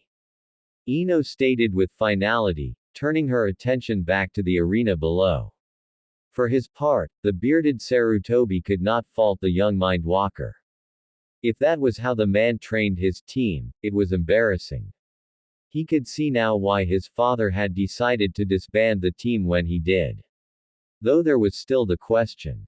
Who trained Naruto Uzumaki this past month? Arena floor. Next match, Hayate announced in between coughs, his voice cutting through the restless noise. Shino Aburame vs Kankuro. After a handful of moments, the two that had been called made their way to the arena floor. For a brief moment, Kankuro debated if he should forfeit the match as planned originally or stall for time. With a nudge from his older sister, he had opted for the latter. From one end of the arena, Shino stepped forward. He moved with the same unsettling calm he always carried, hands tucked into the pockets of his long coat, dark glasses hiding his eyes, high collar obscuring his expression. If he felt the pressure of following Naruto's one-sided performance, he gave no sign. The faint hum of Kikaichu insects stirred beneath his clothing, a living cloak of silent anticipation. Opposite him, Kankuro emerged with a low chuckle. Hey, tough act to follow, he muttered, rolling his shoulders. His painted face twisted into a crooked grin as he glanced briefly toward the stands, where his siblings watched. Guess I'll just have to put on a better show. Strapped to his back, wrapped in dark cloth, was his puppet. Begin. The proctor called. There was no immediate movement. For a heartbeat, the arena held its breath. Then Kankuro leapt backward, fingers flicking upward in a practiced motion. Chakra threads snapped into existence, thin, nearly invisible lines connecting him to the puppet on his back. Let's go, Karasu, he said softly. The bundle unraveled mid-motion. Wooden limbs unfolded with a series of sharp clicks, revealing the grotesque form of the puppet, jointed arms, hollow eyes, a painted grin that mirrored Kankuro's own unsettling expression. Karasu landed lightly on the sand, head tilting as if alive. Shino did not move. You're not even going to take a stance. Kankuro called, raising an eyebrow. Or are you just that confident? A pause. Then, in Shino's quiet, even tone. Observation precedes action. Your weapon relies on deception. Kankuro's grin widened. Then try and keep up. His fingers twitched. Karasu lunged forward. The puppet's speed was startling, its limbs jerking unnaturally as it closed the distance in an instant, its arm extending with a hidden blade snapping out from its wrist.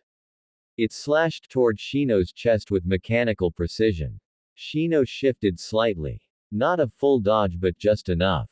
The blade skimmed past his coat, slicing fabric but drawing no blood. Kankuro clicked his tongue. Too slow, huh? Another twitch. Karasu's arm split open, releasing a volley of Senbon needles that shot toward Shino like a swarm of steel insects. This time, Shino raised his arm. The air changed. From within his sleeve, a black cloud erupted as a large swarm of Kikaichu poured forth in a dense mass.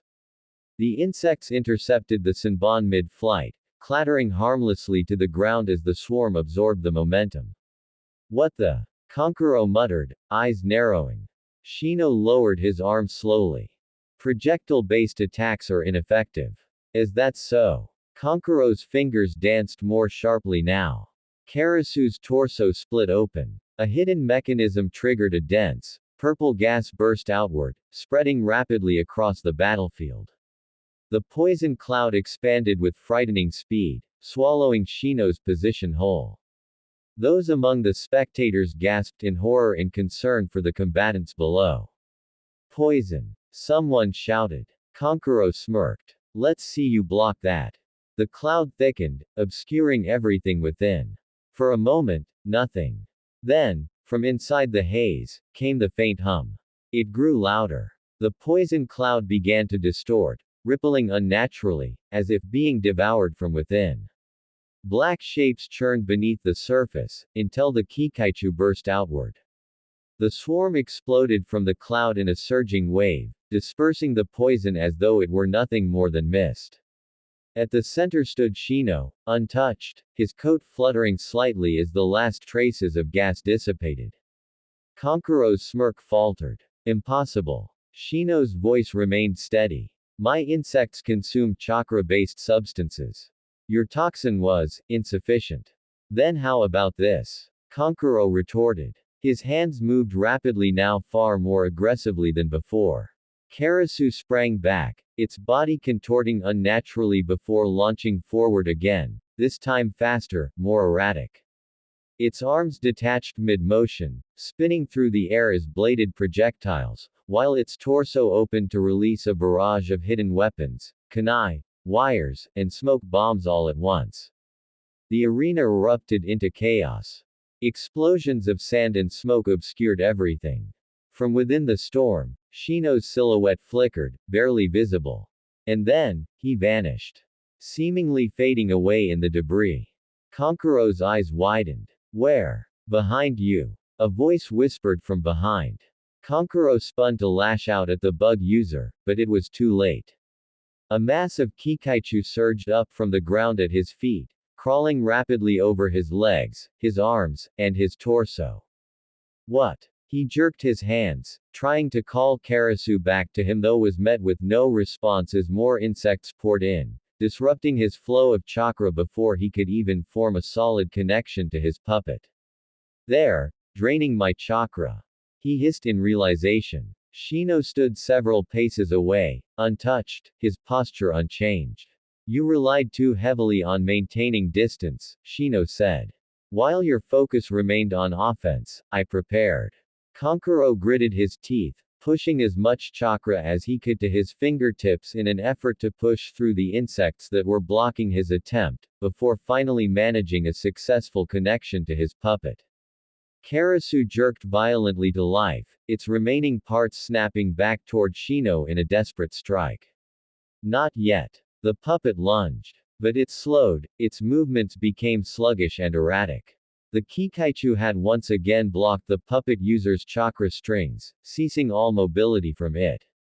Damn it! Kankuro's voice strained. Move. Karasu staggered mid-attack, its limbs twitching uselessly before collapsing into the sand with a hollow thud. Kankuro dropped to one knee, breathing heavily, his body trembling as the last of his chakra was siphoned away. The insects receded slowly, returning to Shino's sleeves as if nothing had happened. I can't, Kankuro muttered, vision blurring. Shino stepped forward, stopping just short of him. This match is over, he said quietly. Kankuro tried to laugh but it came out weak. Hey, yes, I underestimated you. His body swayed then collapsed face first into the sand. Hayate stepped forward, crouching briefly to check Kankuro, confirming that he was still alive before straightening. Winner, he announced, glancing toward the silent, composed figure of Shino Aburame.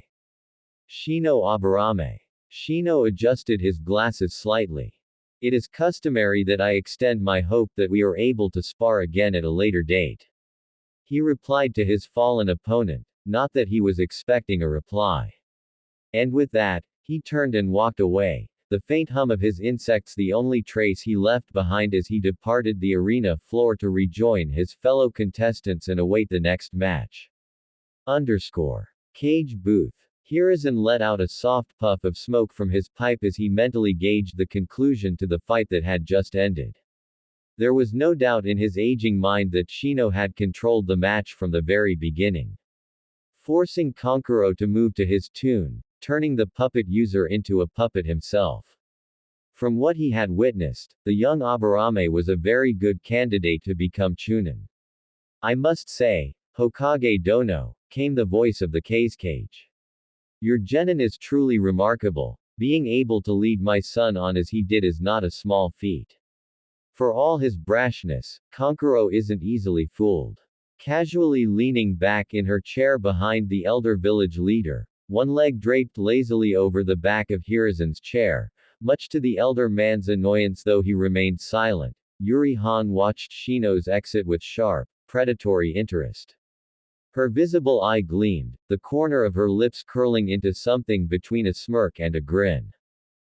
Yeah, that was clean, she said, her tone almost playful, though her gaze remained intense. Efficient. Ruthless in its own quiet way. I like that. Her fingers tapped idly against her thigh, as if replaying every movement in her mind. But, she continued, dragging the word out as her smile sharpened, it won't be enough. Her head tilted slightly, her gaze drifting, not toward Shino but toward the stands where Naruto Uzumaki sat. Not for Naruto Koi. There was a possessive warmth in the way she said his name, softened only slightly by the dangerous edge beneath it. He'd tear through something like that, Yuri went on, almost lazily. Bugs that drain chakra. Cute trick, if your opponent depends on it. She chuckled under her breath. But Naruto Koi. He's got too much. Too wild, too uncontrollable, too alive. Her grin widened, pride unmistakable. How can you be so sure? Rasa inquired, looking to the woman for clarification. All month, I broke him apart and rebuilt him. She grinned with a malicious gleam in her eye that shined through her hair. I took him to the edge of his limits and then kicked him off. None can hope to stand against him, though I do hope they at least put on a good show before he crushes them under heel.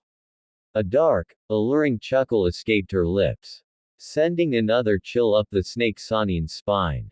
While he was aware of the woman's interest in the boy, the way she spoke indicated something far more than he perceived, something intimate and possessive.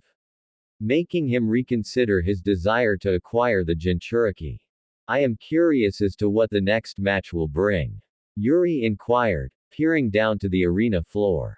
Arena floor. The arena still bore the scars of the previous battle, cracked stone, gouged earth, and scattered debris where the puppet and insects had clashed in the match between Shino Aburame and Kankuro. A faint haze of dust lingered in the air, catching the sunlight and giving the battlefield a dry, worn look. The crowd murmured with anticipation as the proctor stepped forward. Hayate lifted a hand to his mouth, suppressing a cough before speaking in his usual tired tone. Next match. He paused, glancing toward the stands. Shikamaru Nara versus Tamari. Please come down to the arena. From her spot between her brothers, Tamari didn't hesitate. With a confident smirk tugging at her lips, she stepped forward, her massive iron fan already in hand. With a light push off the railing, she leapt, then seemed to float down, her descent slow and controlled, guided by a subtle manipulation of wind due to the massive fan she wielded. Her light purple, off-the-shoulder garment that extended halfway down her thighs, with a scarlet sash tied around her waist, fluttered around her as she landed gracefully amidst the broken stone, sandals touching down without so much as a stumble. She straightened, resting the fan against her shoulder, eyes already scanning for her opponent. But there was no movement from her opponent. Up in the stands, Shikamaru remained exactly where he had been, slouched lazily in his seat, one cheek propped in his palm, eyes half-lidded with boredom. Hayate frowned slightly. Shikamaru, the arena. A long pause. Then Shikamaru exhaled, slow and heavy, like even breathing required effort. Yeah, about that. The crowd leaned in. I forfeit. Silence. For a brief moment, the entire arena seemed to freeze, then erupted into confused murmurs and outright shouts. Temari's expression snapped from calm confidence to sharp disbelief, her grip tightening around her fan. Up in the stands, Ino let out a quiet, amused chuckle, covering her mouth slightly as she shook her head. Honestly, just when I thought Shikamaru couldn't get any lazier. She mused to herself, eyes glinting with exasperated amusement. He doesn't even bother to stand up. Down below, Tamari took a step forward, her voice cutting cleanly through the noise. You've got to be kidding me. She snapped, glaring up at him. You don't even come down here. What, are you that scared? Shikamaru barely lifted his gaze to meet hers. Scared? Not really. That only made her angrier. Then what is it? Tamari barked, her fan snapping open with a sharp clang. Too lazy to fight? Or is it that you can't handle going up against a woman? A few gasps and murmurs rippled through the audience, coupled with some chuckles at the poor Nara's expense. Shikamaru scratched the back of his head, looking thoroughly unbothered. It's not that, he said, his tone as flat as ever. It's just pointless. Temari's eyes narrowed dangerously. Pointless. He gestured vaguely toward the arena floor below her. Look at it, he continued. The terrain's wrecked. Cracked ground, uneven footing, barely any solid shadows to work with and no cover for me to hide behind. He tilted his head slightly, analyzing the field even as he spoke. You, on the other hand, specialize in long-range wind attacks. Wide area coverage. You don't even need to move much, you can just stay back and keep blasting everything in front of you. The crowd began to quiet, listening. Shikamaru went on, more focused now despite his lazy posture.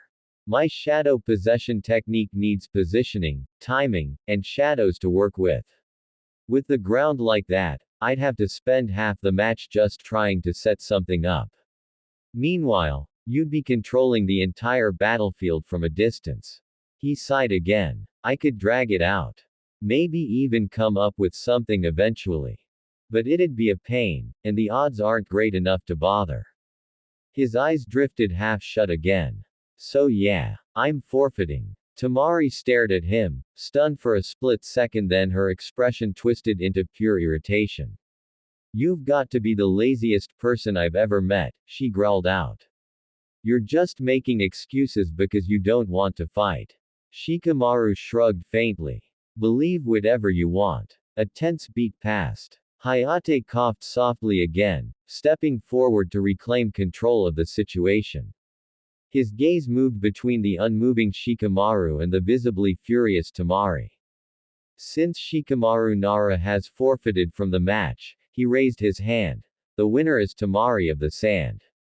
A wave of applause followed, though it was scattered and uncertain, many mumbling in annoyance.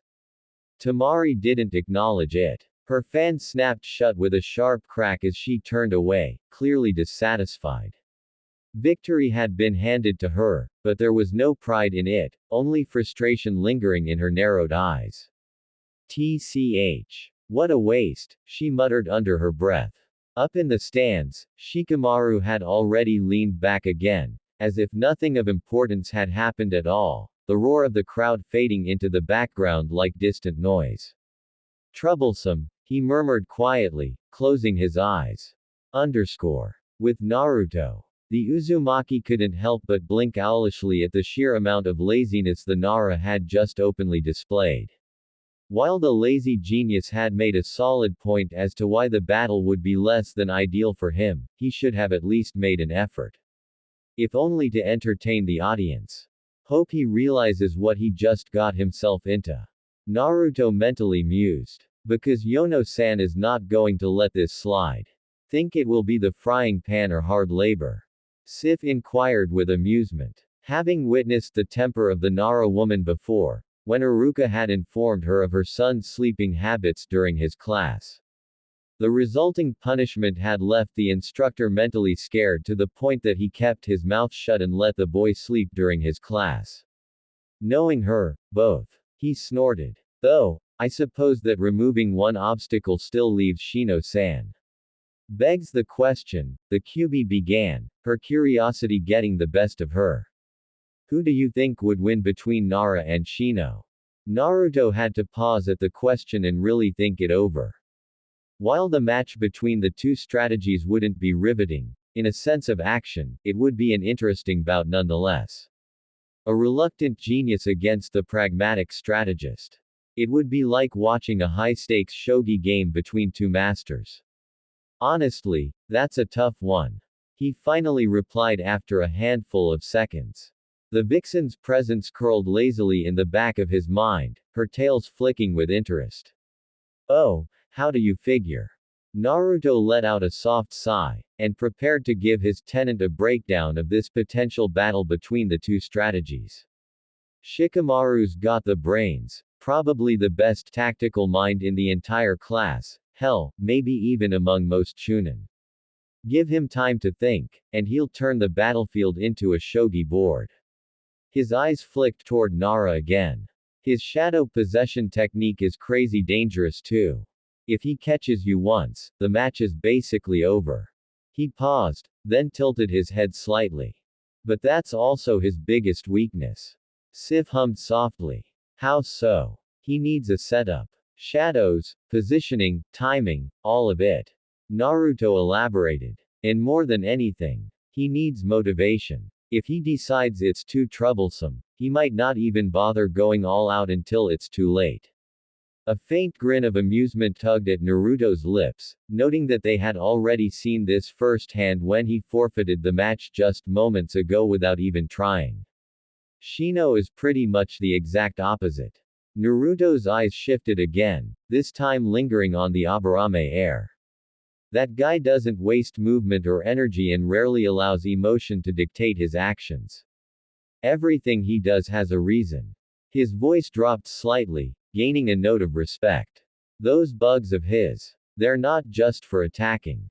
They gather intel, drain chakra, set traps, and the worst part. You won't even realize you're already losing until it's too late. Shino doesn't need a flashy setup. Naruto continued his assessment of the bug user. He's always setting something up just by standing there. The longer the fight drags out, the worse it gets for his opponent. However, he folded his arms, expression tightening as he weighed it more carefully. Sif leaned in mentally, eager to hear more. Yes, Shikamaru's the kind of guy who can figure out almost anything. Even Shino's bugs. If he gets enough time to analyze their movement patterns, their range, how they respond, Naruto explained. He could come up with a counter. Something crazy, like using an explosive tag, smoke, or even his own shadow in ways nobody expects. The Naras are well known for the shadow techniques, but no one knows fully the extent of their control. He let out a small breath. But Shino doesn't give you that time easily. He pressures you without looking like he's doing anything. It's subtle, constant. Sif chuckled slowly. So it becomes a matter of tempo. Whoever can control the pace of the battle. Exactly. Naruto agreed with a mental nod. If Shikamaru takes control early and locks him down, forces the pace, he wins. But if Shino drags it out, keeps it slow, lets the bugs do their thing, then Shikamaru's gonna run out of chakra before he even realizes he's in trouble. Naruto's expression grew more serious as he mentally played out the fictional battle in his mind. Then Sif's voice softened, thoughtful rather than teasing. And your final verdict? It'll be very close, he admitted. Way closer than most people would think. His eyes flickered between the two boys once more. But if I had to choose one to bet on. The whiskered blonde paused, contemplating his thoughts and weighing everything that had been discussed prior. I'd say Shino, but only barely. An educated response. Sif's tail swayed, a teasing tone in her voice. Good to see that the beatings your fiancé has given you hasn't given you prolonged brain damage. Naruto couldn't help but roll his eyes at the playful barb the vixen had directed towards him. Still, if Shikamaru actually tries, he added, voice carrying a hint of anticipation, then all bets are off. That guy's scary when he's serious. His grin widened just a touch. And honestly, I kinda wanna see that. Spectator's booth. Seriously, Shika. Asuma sighed, looking at his lazy student. You couldn't have at least tried. Troublesome. Nara responded, not bothering to sit up from his seat. But like I already said, it would have been pointless for me. The match between the puppet user and Shino-san completely destroyed the field, giving my opponent an ever better advantage against me. Regardless, the bearded Jonin stated. These matches are to simulate skirmishes during wartime and you just made it look like Konoha would retreat at the first sign of trouble. Exactly. Shikamaru replied, earning a curious look from not only the elder Sarutobi, but also from those around him with the exception of Ino. These are mock battles to simulate war. As potential Chunin, we should be able to gauge when the battle will go in our favor and when it will not, as not only our lives are at stake but also those of our comrades. As such, we should be able to recognize if the terrain would put us at a disadvantage. He continued with a lazy sigh, gazing up at the clouds that drifted overhead. A good shinobi would charge in without question. A smart one will know when to retreat and engage the enemy later in a more favorable battlefield. Ino silently hummed in agreement at her teammate's assessment, while the others contemplated his words. For far too long, many viewed these exams as a means to show off their skills and fancy jutsu to wow the spectators and potential clients that may be viewing the matches, all the while downplaying the actual purpose of the entirety of the Chunin exams.